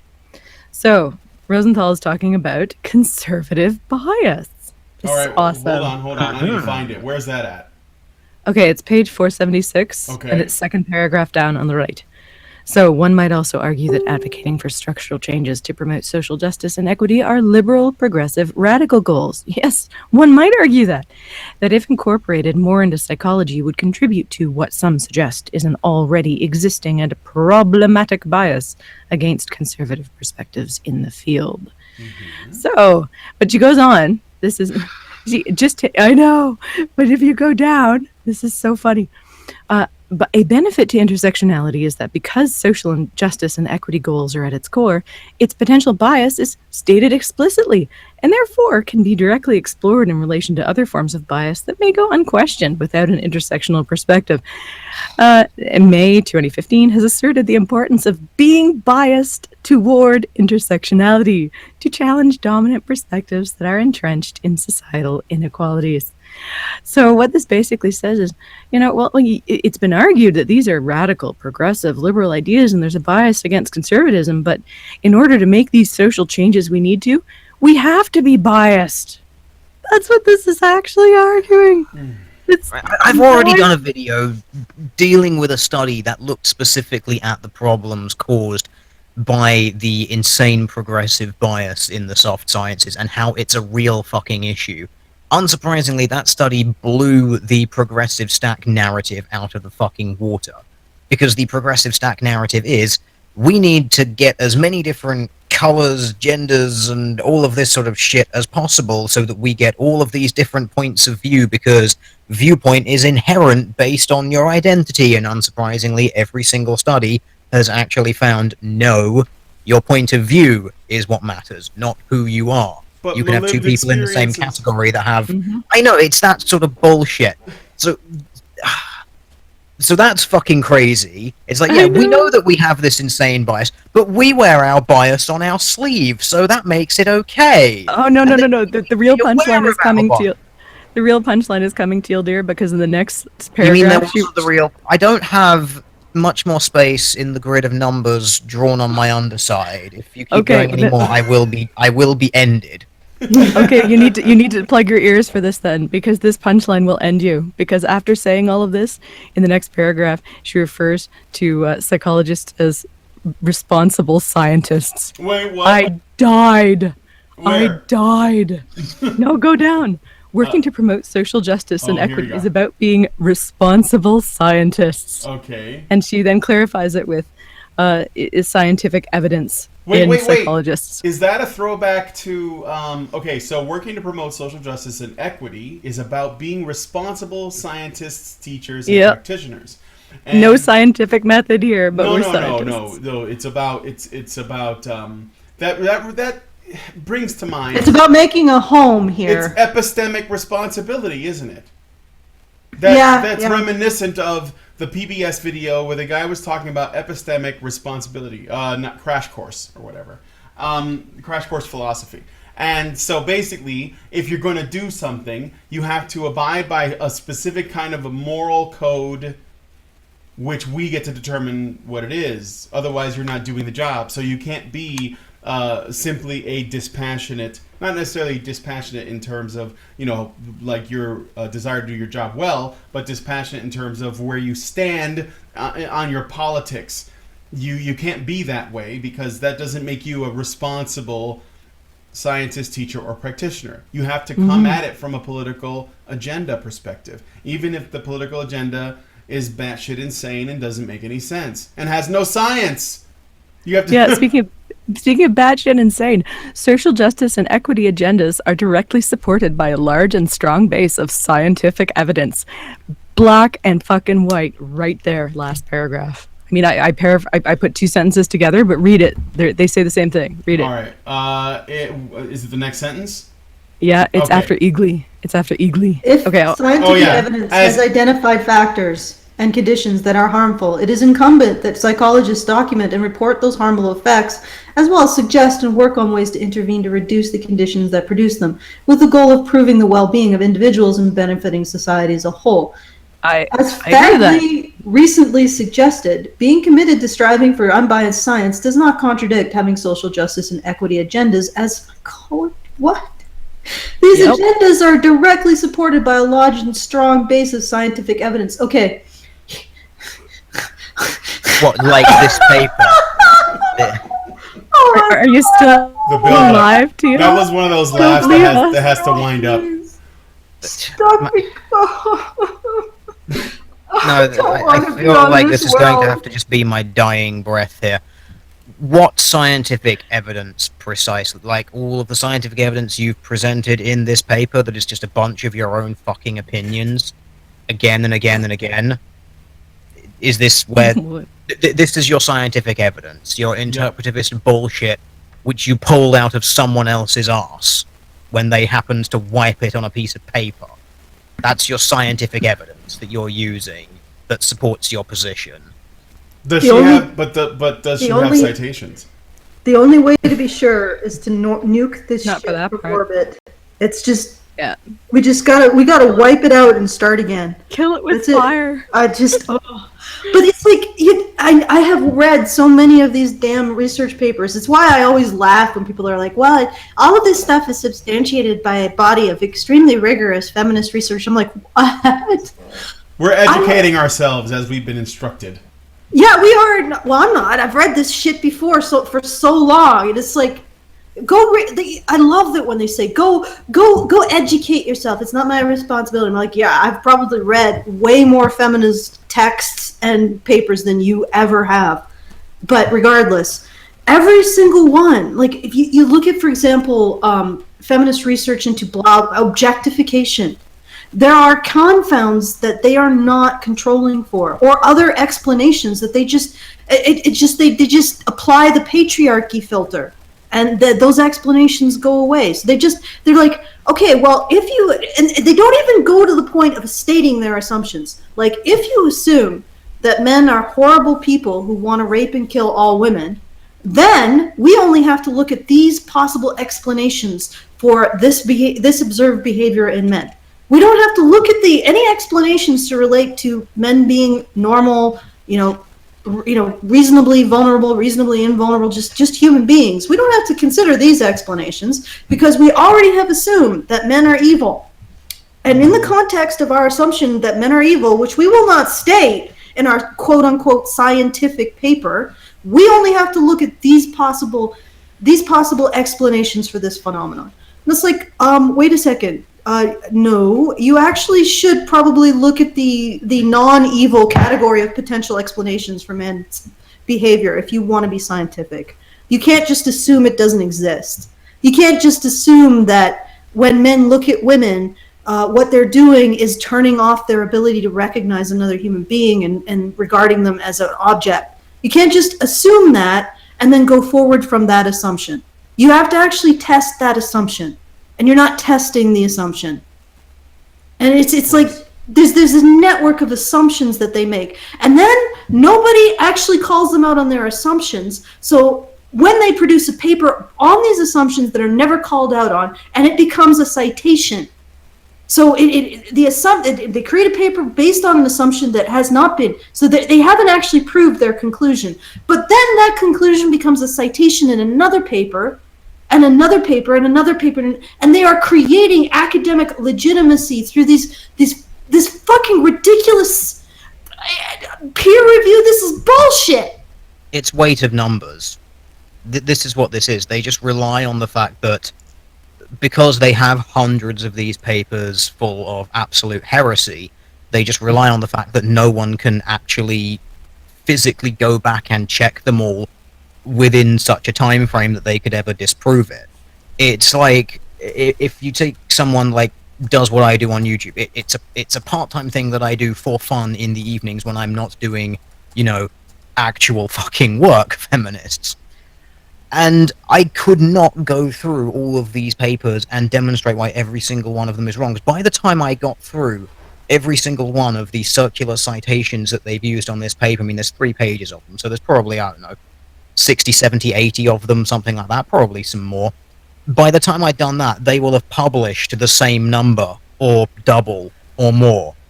So you find yourself just simply in a losing battle where there's not enough people who are just saying, yeah, this is wrong, and just going back through all of the research that they're citing, or all of the opinion pieces that they're citing. It's like killing Kudzko. It's academic gish galloping, really. Yes. It is academic gish galloping with Hydra heads. It's crazy. And people should be pissed.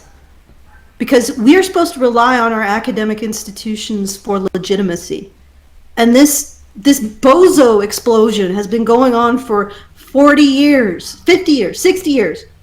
Ever since women's studies crawled out of the primordial swamp and belched its first bullshit fucking article out into academia. People should get pissed at this. I mean, there should be forget the riots over Trump. There should be peaceful protests over this. Over this. I disagree. I think we should cleanse the filth. Exterminate. I think that's what I was thinking. There is no peaceful solution for this heresy. In the Emperor's name, we must reclaim it. Desmond. It needs to be purged, the whole thing. When you're getting to the point where this is the shit that you're writing and it's considered an academic paper worthy of printing, put behind a fucking paywall, put forward by the American Psychological Association, that's a it's supposed to be a trusted source. Aren't you happy you paid for this? Academia is the corruption and illegitimacy of academia This is corruption. has likely caused the corruption in journalism. I mean, I'm sorry, but they're related. I'm people. Who No, it's not just caused it. I think they're feeding on each other. So we have all of this bullshit in the social sciences and academia being rubber stamped by peer review committees as, oh yeah, this is real science. Ho, ho, ho, ho, ho, this is real science. Blah, fucking no, it isn't. And we have this rubber stamp going out and self-reporting or self-referential shit, giving each other the sense of legitimacy. Just it feeds on itself in journalism. Journalism is feeding on this, and this is feeding on journalism. This is I got shit for calling this a church of women worsting. You know what? There can be churches that aren't like totally toxic. They're just maybe socially involved, whatever. This is a church. When you have an unquestioned belief like that women have it worse, and this you read through all of this and it's all women have it worse.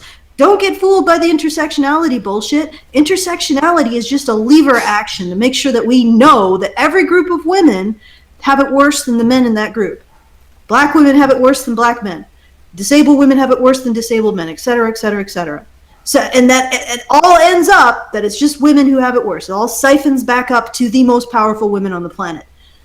This is women. This is all women worsting. This is all a concept that we are not allowed to question, and we need to, as people, as individuals with brains, we need to go out in the fucking world and question it. We need to, every time someone pops up with this shit, we need to be like, wait a second, I don't know if I agree with that. I'm gonna question it, and that's the only thing that's gonna stop this shit. It's like a nuclear explosion of people fucking questioning it. And but then you're a misogynist. Who cares? We gotta do it, and we gotta keep doing it, and we gotta fucking not care when they call us misogynists or say we have internalized misogyny. We need to stand up and question this shit, or we are going to be ruled by these unquestioned assumptions that are growing in power, growing in influence, growing in authoritarianism, and it's going to be uncomfortable. But let's do it now when all they can do really is call us misogynists and not shoot us dead. This would be the time to stop this process from continuing. But what I was saying is that a church builds up around unquestioned assumptions. We're looking at the eye of the fucking priesthood here. This is where they generate the shit that gives them the authority to wield moral power over all of us. Is this shit? And it is shit. Like what the fuck? It has no legitimacy, it has no honesty, it has no logic, it has no reason, it has no rationality. It should not exist. It should not have been, or it can exist, but it should not have been rubber stamped as something legitimate. This is a fucking huge problem. Okay. Eye of the priesthood? Eye of the fucking priesthood. Illuminati confirmed. Priesthood, it's the thrill of the fight. So are you trying to say that we gonna need to make shit up purge the heretics? forever? Oh, sorry, go on. No, we're the lost fucking heretics. We need to purge the church. And you know what? I don't mean by purge by doing anything evil or like any violence. Just purge the unquestioningness of all of this by questioning it. And recognize that these people they should have absolutely no moral this is not something you should respect. This actually should make you disrespect all of academia, that they allowed this shit to happen. Stop respecting these people. Stop respecting these professors. Everybody in this fucking institution is complicit with this shit. Yeah. Because they do not call it out, and they allow us Agreed. to be menaced with this shit. And the problem is that fucking academics are the most piss-stained, cowardly people on the fucking planet. They do not have moral courage. If they had moral courage, this shit would be out the door. The first time some chauvinist waddled into into a university and said, I think we need to have a women's studies because men don't feel guilty enough, they would have been like, out. That has nothing to do with any kind of academic legitimacy. But no, they invited them in. Make academia great again. Yeah. Exactly. Oh, and to your up. point, Allison, getting back to the paper. No, I'm just saying to your point on the paper. Excuse me. Oh, I'm so sorry. Coffee. So, page 47. Oh, fuck off. I'm dying. Leave me alone. It's a girly cough. I'm like from a Jane Austen novel. I am dying of the consumption. You have like a lacy handkerchief that you, dab on the corners of your mouth after a cough, like with both I cough hands. up the blood. Yeah. Yeah. I should. That'd be amazing. You make me want on to go your back terrace. to it. Okay, no, go ahead. Yes, on the pavilion, the gazebo, drinking my mint julep. Oh, so back to the paper because we've got 20 minutes to get through this shit. So research. I didn't do a ton with that. My notes are just that I read it, and we're still going on with forced change. But to Alison's point, she mentions men here. Amazing. After mentioning black women suffering. But she does mention men. What about the men? So she actually does. She goes through black women, blah, blah, blah, oppression, blah, blah, blah, privilege, usual stuff. Historically rooted, structural and interpersonal oppression, black anality, yes. And then it goes to, she actually cites some stuff about qualitative, of course, interviews with experiences of black gay and bisexual men and low-income black heterosexual men in the United States. So she does talk about men here, right? But it's still under the intersectional umbrella. They're still a special interest group, right? It's not just men. It's not just homosexuals. It's black. Because you white faggots, get the fuck out of our movement, right? Mm-hmm. So, yeah, you're not oppressed. What page is that on? 477, yo. Right, I'm gonna take a look because I'm 477. Okay, what paragraph? What does it start with? As examples. As examples of the growing body of research focused on groups other than black women that incorporates intersectionality, conducted qualitative interviews to explore experiences of black, gay, and bisexual men and low-income black heterosexual men in the United States, respectively. Oh, I noticed that black, non-low-income black heterosexual men aren't included. I'm guessing that those guys are gonna be considered right with the white men. Oh, yeah, because they took advantage of capitalism, which is something that Bell Hooks is staunchly against. Imperialist swine! Yes. So any black person, you see how this works? Any black man who isn't poor, Who rises above his expected station, circumstances of birth, yeah, enters the position of a white man, and thus is not counted. Hang on, are you trying to say that black guys can become honorary Aryans? Apparently, in the progressive stack. Because I noticed that there's a significant omission, and that is middle class and wealthy black men who are heterosexual. They are excluded from the progressive stack. Once they've disappeared, they have to pop up somewhere, and it's not. That's because they only got there by acting white, right?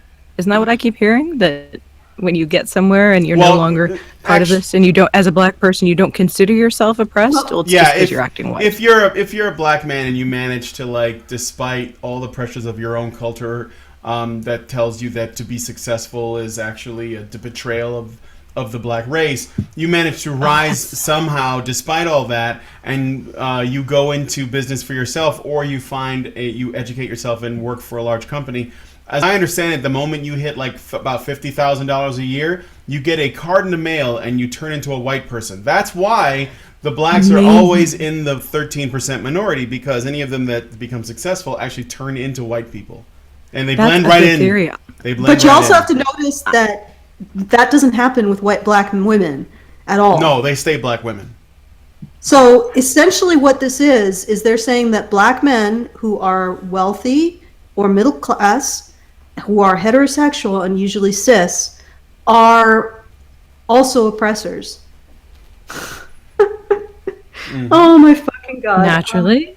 Yeah. Well, you remember that? So yeah. Okay, just one last thing, Bunny, and then I'll let you go. Remember when we played that game with Zarna, Brian, where I looked at you and I said, "Okay, now you're the oppressor according to her estimation, Yes. and then now you're the oppressed." When she can use you, Brian, as a bludgeon, as a moral bludgeon, you are an oppressed man, as a Latino black guy. And when she can't use you as a moral bludgeon, you are the oppressor. This is what we're seeing. This is what we're seeing. And the only way to make sense of this is to understand what this is for, what intersectionality is for.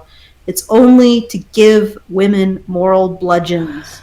Yeah, the intersectional feminists actually don't want black men to succeed, or black women for that matter, and become like self-sustained individuals that don't need feminism or intersectional feminism anymore. So that means that they need to stay on the plantation as low-class citizens, because they need somebody to point to use, as Allison puts it, a moral bludgeon on anybody else. And then when they're no longer convenient, then they can change it around and call them super predators. My next note on this is actually about the moral bludgeon. So that's interesting you said that, Allison. Teal Deer hasn't said much lately. I'm most of the way through my Sudoku. I'm basically done. I'm just bleeding out at the moment. Teal slowly. deceased. That's why my sweater is red. If you haven't noticed, there's a reason for that. Teal deceased. Okay. Oh no! How many more items, Bunny? Because I have your books. I'm getting the sense that we're probably not going to do an after too show. soon. Sorry. Well, no, that's okay. My points are very succinct, and there's not too many more of them. So we could probably buzz right through them, and then you can. So do your y'all shut the fuck up and let the bunny talk. Oh God. So teaching. We're going into the teaching section. This is really interesting about the moral bludgeon, because Rosenthal is speaking about using intersectionality in teaching undergraduate and graduate courses focused on lesbian, gay, bisexual, and transgender psychology, specifically. That's my word, at historically Black and Latino serving institutions in the United States. So if you read through this, what it essentially is you get people to see that they are oppressed by comparing them with other oppressed people. So you use the overall oppression model and say, so you see what you went through? This is what these people go through.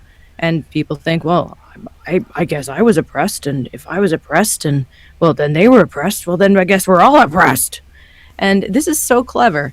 It's actually using the oppression model to validate your own perception of oppression between different groups. And this is so smart when you're trying to pursue intersectionality, because you're basically saying, you were bullied at school, I was bullied at school, they were bullied at school, well, then I guess we're all, in the same group, right? And so I found that funny. It's very smart. Mm-hmm. So moving past clinical practice, because this is fairly short, it's just more about encouraging clinicians to attend to the connections of clients intersecting identities, but within societal structures that create experiences. So again, we're taking it away from the identity of the individual and into, but this is how you fall in society with all these other people. Implications for our work as psychologists. So, I'm quoting the first paragraph of that. Similar calls to focus more on stigma, told you, there's that word again, and inequality experienced at multiple levels, including structurally, as well as to make social justice a core goal, have been made in some other fields, like public health. Yeah, and it hasn't worked out really well. And it still doesn't focus on men. How's the suicide rate going in public health? How's that going? Yeah, so that's bullshit. I'm using the short version. That's bullshit. That's fine. That's bullshit. That's wrong. It's a Trump version. You're wrong. It's all bullshit. Yeah. So moving forward, engaging and collaborating with communities. This is great. So the first sentence of that is, we can engage and collaborate with communities that experience and are struggling against oppression, inequality, and stigma. My note is, you mean exploit them. Again, if you watched, I did a video on Jim Jones, and several people have done videos on cults, and like, the first thing you do when you're trying to make an authoritarian regime is you go, I'm going to find a disenfranchised group of people and promise to make their life better. And this is across the board. This is across the board. So yeah, we're going to specifically target communities that experience and are struggling against oppression, inequality, and stigma in order to further our goal as psychologists. Yay! In this particular paper. Okay, but you say that about us too, right? Pardon me? Well, I don't know if we're targeting a disenfranchised group. What do you mean? Us? Well, I mean, yeah, us. Like taking it a step further. Meta-analysis. Are we a cult? That is the question.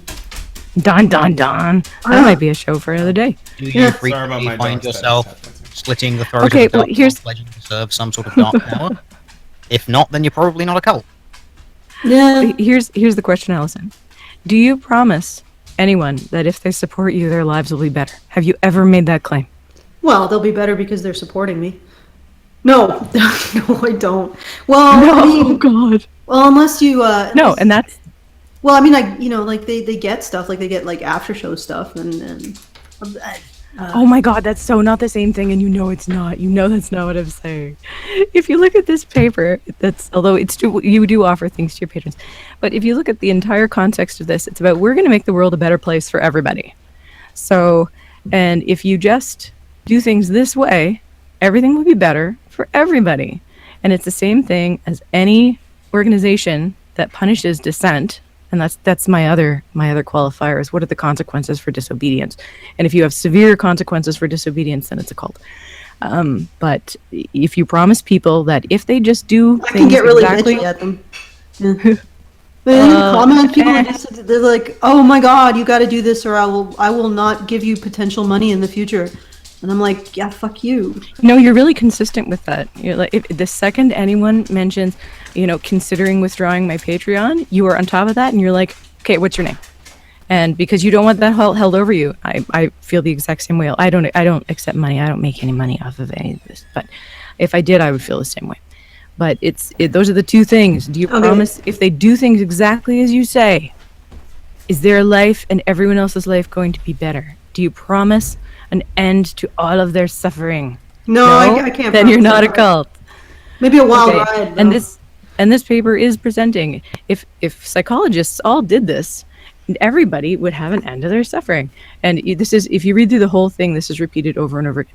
So there's a table here for basically how to do this. And we're getting to the focus on resistance, which is basically that psychology should encourage activism. It doesn't really specify if it's good activism or bad activism, as in, is it violent, is it not, do you adhere to the law? And I think that is ethically sketchy territory myself. It also focuses on CBPR, community-based participatory research, which is, again, qualitative. It does not have that old school psychology of someone interpreting the results through a more standardized lens. You're just taking it as a lived experience and going, "Oh, that must be what it is," and that is not therapeutic. If somebody says to you, "I have a sore throat, I have cancer," you don't go, "Oh, you must have cancer. There's some chemo." No, you go, "Okay, you think you have cancer? Let me have a look at your throat." So I think that's a problem with bias. Skipping forward. Okay. So sorry. Let me just. So what they're saying is that therapy's primary purpose is not to improve the life of the individual coming to you and saying, "Hey, I got the stab wound. Could you help me with it?" It is in fact to push your own fucked up narrative. Yeah, it's activism. I mean, let's just assume that this is in order to make things better for everyone. And this is, I got in a talk on Twitter about this.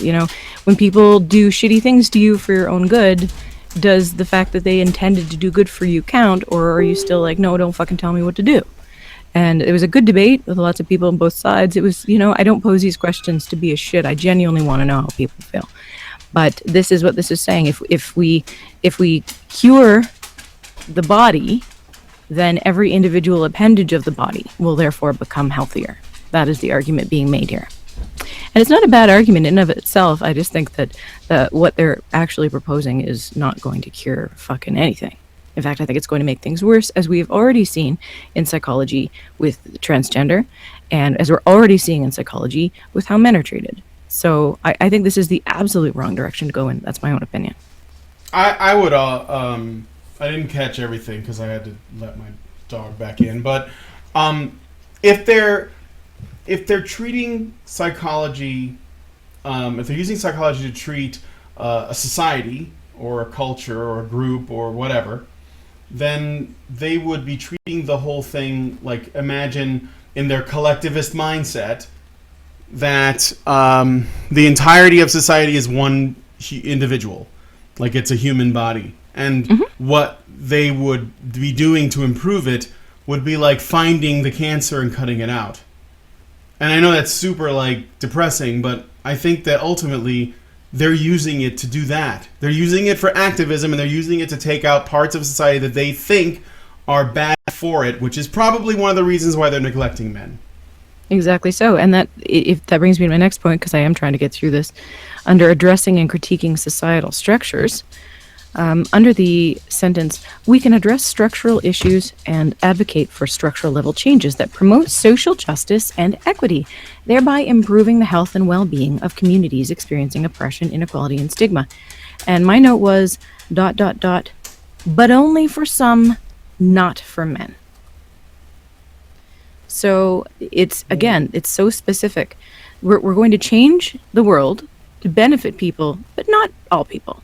This is why that's my note. Can't, in good conscience, tell men to call or take part in the mental health field, because they may be treated like a project that needs to be fixed, not like somebody who's coming to someone for mental health and getting help for their issues, but treated like this, like you're broken, but it's your fault that you're broken. And I'm gonna fix you for the benefit of others other than yourself. And it's your fault you're broken as relates to men. Skipping forward, we're doing attending to resistance in addition to resilience. Resilience is pretty straightforward. Resilience is generally what therapeutic practice in this way focuses on. It's the resilience of the individual to make changes in their perception or their behavior, or even just to resolve things in order to progress and be healthier and be more functional. So resilience is a good thing to focus on. It's basically like these things happen to you. What can we do now to make you not miserable all the time? But all this rest of it is on resistance. So some research has found involvement in collective action, ding, ding, ding, ding, to have psychological benefits, such as increases in empowerment, well-being, satisfaction, and happiness. And the note that I have is, so if resistance is no longer considered antisocial, then why is there so much pushback against quote-unquote angry men? Yeah? Because isn't collective action and like men's rights psychological benefits, right? But only, no, because that's anger, and men's anger bad, and men's anger bad. Black people anger good, men anger bad. Well, black men's anger is not good either. If they're heterosexual or not poor, that's also bad. Yeah. So this whole thing, and when you have activism being taught as a legitimate upper year university, like undergraduate class, activism, how to be a professional activist, something is terribly, terribly wrong. So in academia. So I just wanted to point that out. So resistance is good, but not all resistance, and not by everybody. Mm-hmm. And it depends on where it's directed. Like if you're killing cops, then that's all right because they got it coming. Yeah, is it? I don't know. Maybe there's some psychological benefits to killing cops. I don't know. Yeah, no, this is completely backwards. So to the final point, because this is actually one of the most important ones that was in the abstract, and that is teaching social justice curricula. We can incorporate social justice into our program and individual course curricula for all levels of training. Many psychology departments include multicultural and diversity themes in their curricula, as APA identifies, quote, individual and cultural diversity, end quote, as a core competency included under the cluster of professionalism. This is true, and has put forth guidelines for addressing these themes in the field. This gets back to what I was saying earlier. The idea of considering a multifaceted approach and considering someone's environment and all these different factors, not fucking new. We never called it intersectionalism. We just called it looking at someone in context. However, we're now taking that one step further and saying, one example of how psychologists can build on and add to multicultural and diversity curricula to address social justice and equity issues is to directly teach about power and privilege at a structural level in psychology courses. Where the fuck is Sargon's petition? Because it's right there in black and white. Psychology, you're going to learn about power and privilege at a structural level in year 1. So this is religious. This is religious thinking. None of this stuff is properly. It's not scientific thinking. It is religious thinking, and they are teaching it as a quote unquote science. This is fucking terrifying. Mm-hmm. We are watching before our eyes a church, and not just any church, like a totalitarian theocracy forming around this bullshit. They got their priesthood, because we're looking at it right here. This is the I don't know, the unholy. This is the priesthood that just sits there and interprets scripture, builds up a whole mountain of stuff that every time anybody questions the orthodoxy, they throw you this mountain of stuff. Educate yourself. And then basically the journalists have become the preachers. Journalism is the pulpit, and this just if people don't stand up to this is what we're going to be ruled by. Yep, and it doesn't have the limitation of separation of church and state. No, because we've managed to religion on recreate paper. that. Yes, We've managed to recreate a fucking religion. Dean Esme was right.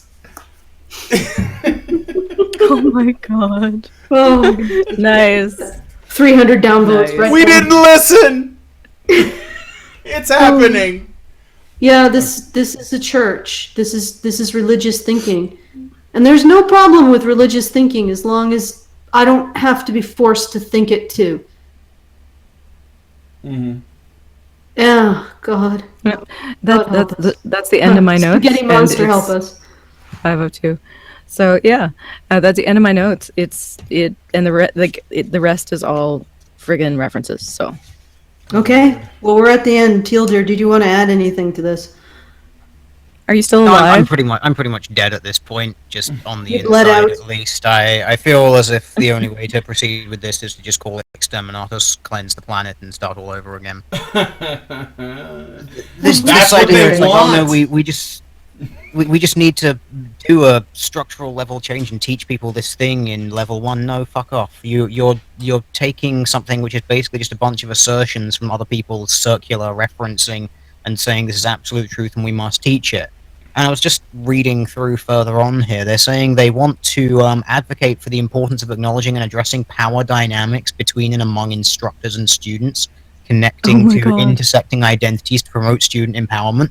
This ties into a paper which I actually covered on my channel not very long ago, where someone was talking about how, again, it was another feminist academic who was saying knowledge is not something to be given by the teachers, it's something to be explored by both. Knowledge is not objective and absolute. Knowledge is something that is created. And so it was basically like, yeah, teachers can learn from their students, man. It's like, no, they really can't. You are at this course to objectively learn things which are objectively true, or to learn a method of critical thinking that will allow you to work out what is objectively true.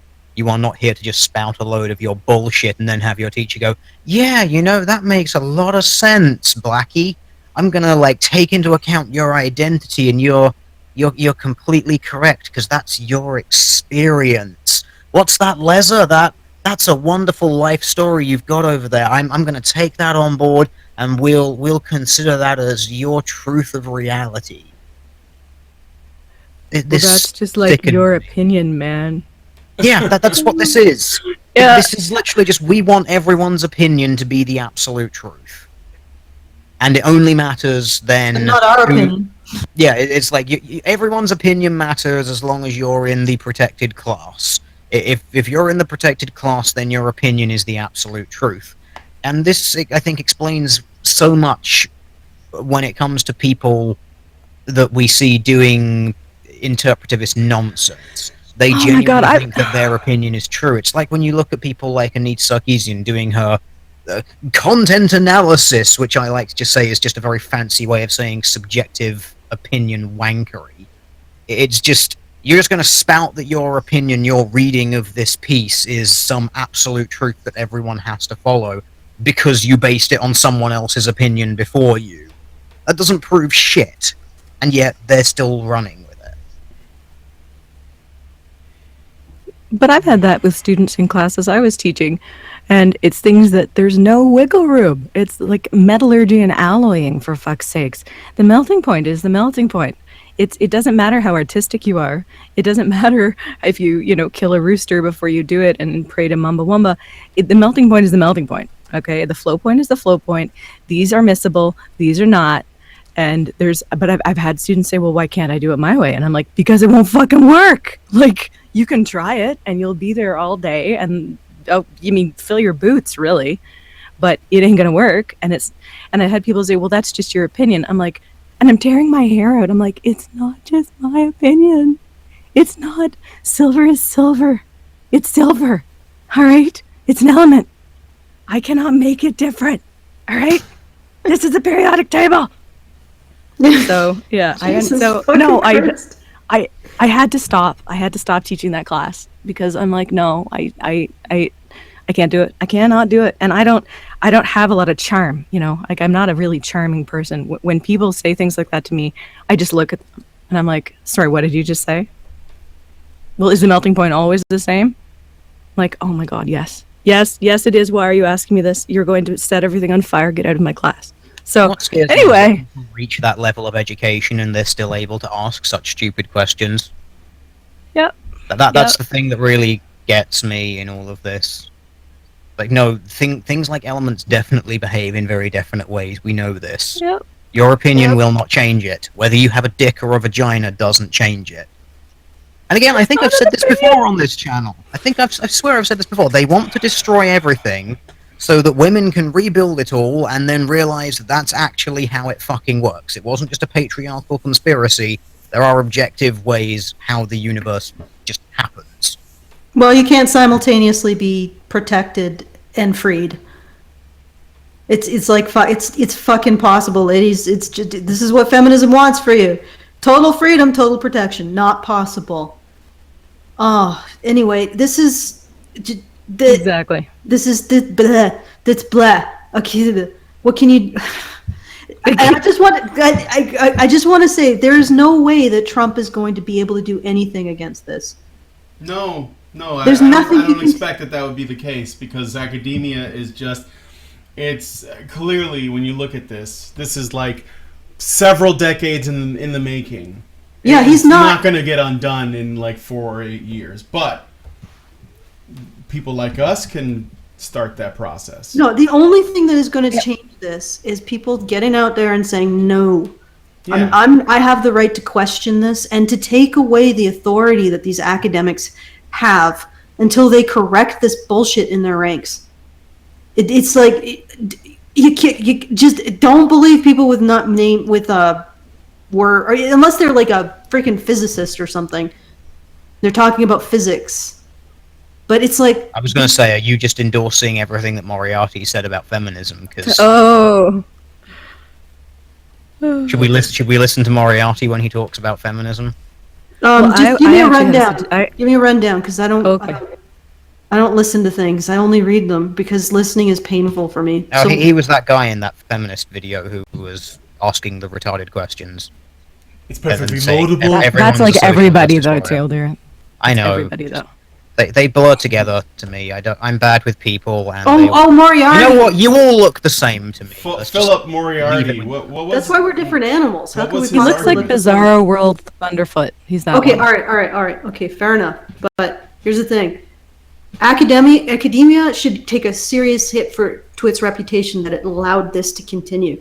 Well, I think us talking about it is is helping that, because there are people that are watching us and they'll spread these ideas, and it's not going to happen overnight. And plus, we're not the only ones doing it. Plus, look at what's going on with Jordan Peterson, and you know, the fight that he's waging.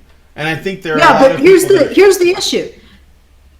We have to narrow it down to the people who will, when someone starts with the women worsting, say, "Hey, wait a second. When did the discussion happen? When was the argument made? I'm not going to just agree with you asserting that women have it worse in this area or this area or this area." The problem is that the people who will question whenever that comes up are not, we're fairly small in the scheme of things. And that is the question that needs to happen. People need to ask this question regardless. And they need to realize that there is a strong temptation when you're not dealing with men who you know personally to just agree with it. Oh yeah, of course women have it worse in this situation. And I have no actual direct relationship to the men, so I don't have any reason to feel sorry and sympathetic or regard them as human. So of course, you gotta question it wherever it happens. You got to put people's feet to the fire. Otherwise, this is going to keep creeping into our society, and it's going to end up in tears. Worse tears than what we're having now. Because this belief system needs to be challenged. We cannot be ruled by something that we can't question. Even question the questioning. Keep questioning. Keep having doubts. Don't let them give you these fucking uncertainties based on what we are proving in this show to be a bunch of bullshit. There's no these people cannot assert these things. And the only way to oppose their assertions is with uncertainty. Okay. And I had again, a thought. Oh, Trump can't do this. There's no president you could elect who could fix this problem. The Brexit isn't going to fix this problem. The only way to fix it is to neutralize it by not not allowing it to have power over you. There's nobody. It's the power to fix this problem is not with anyone outside of the people listening to this. We are the only ones with the power to fix this problem. Those of you who will refuse to uncritically accept just the conclusion that women have it worse, because this is what this is. It's all that, all centered on that. Okay, go ahead. Sorry, buddy. I was just going. It's okay. I know you had to get it out. Otherwise, you turn into Homer Simpson with the boils. I understand. So I had a thought. Assuming Teal Deer survives the night, we'll all pray for you, I'm sure. But your Teal Deer's video on the inflation of these terms, he referenced it earlier. It's the dildo one. It's a really good video for those of you watching who haven't seen it yet. It's very, very good. But you were talking, Allison, about how do we end this? What's the end result of this? And Teal was talking about the idea of a bust in that video. And I think that might be worth talking about predictions for how this actually will shape up, because we've got Trump and some things are going to change and some things aren't. And all this stuff is kind of coming together. We've got social justice warriors everywhere, literally shaking. And so I think that oh my God, I'm losing. I can't be emoted. I'm a woman in my vagina. Oh yeah. So I was thinking that this might be a topic for another show sometime, because I haven't really given it much thought of like how the apocalypse will come. But or if it will, and what we can do to put it off. But given that Allison, you were talking about it, and given that Teal Deer was talking about it, I think it's just a thought. I'm just throwing it out there. It's the end of the world. Exactly. As we know it.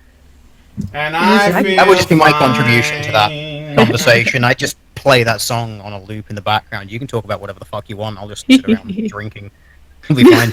Well, maybe we can have that as a show topic it's in the future. So it's just an everyday then.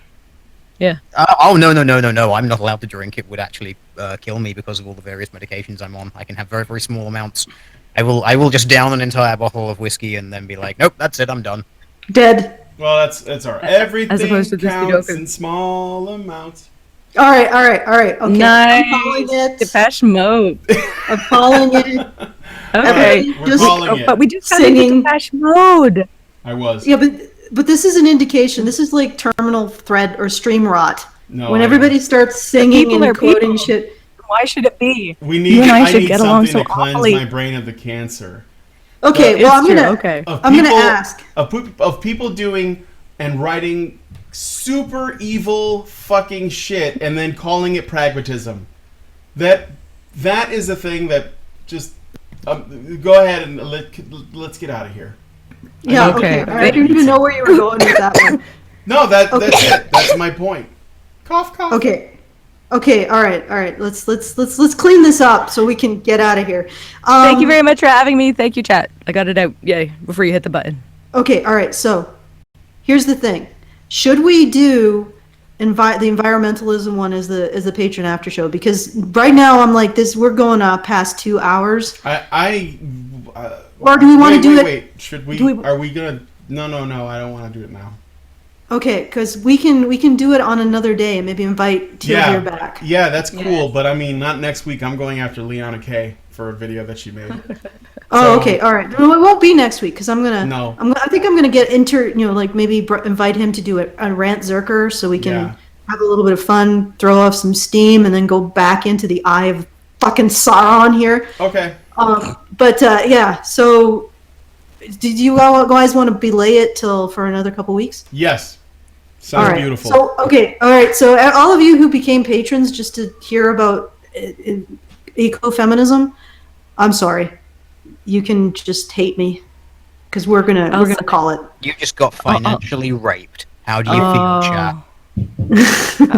I was just gonna give a little précis that somehow it's worse for women, and there you go.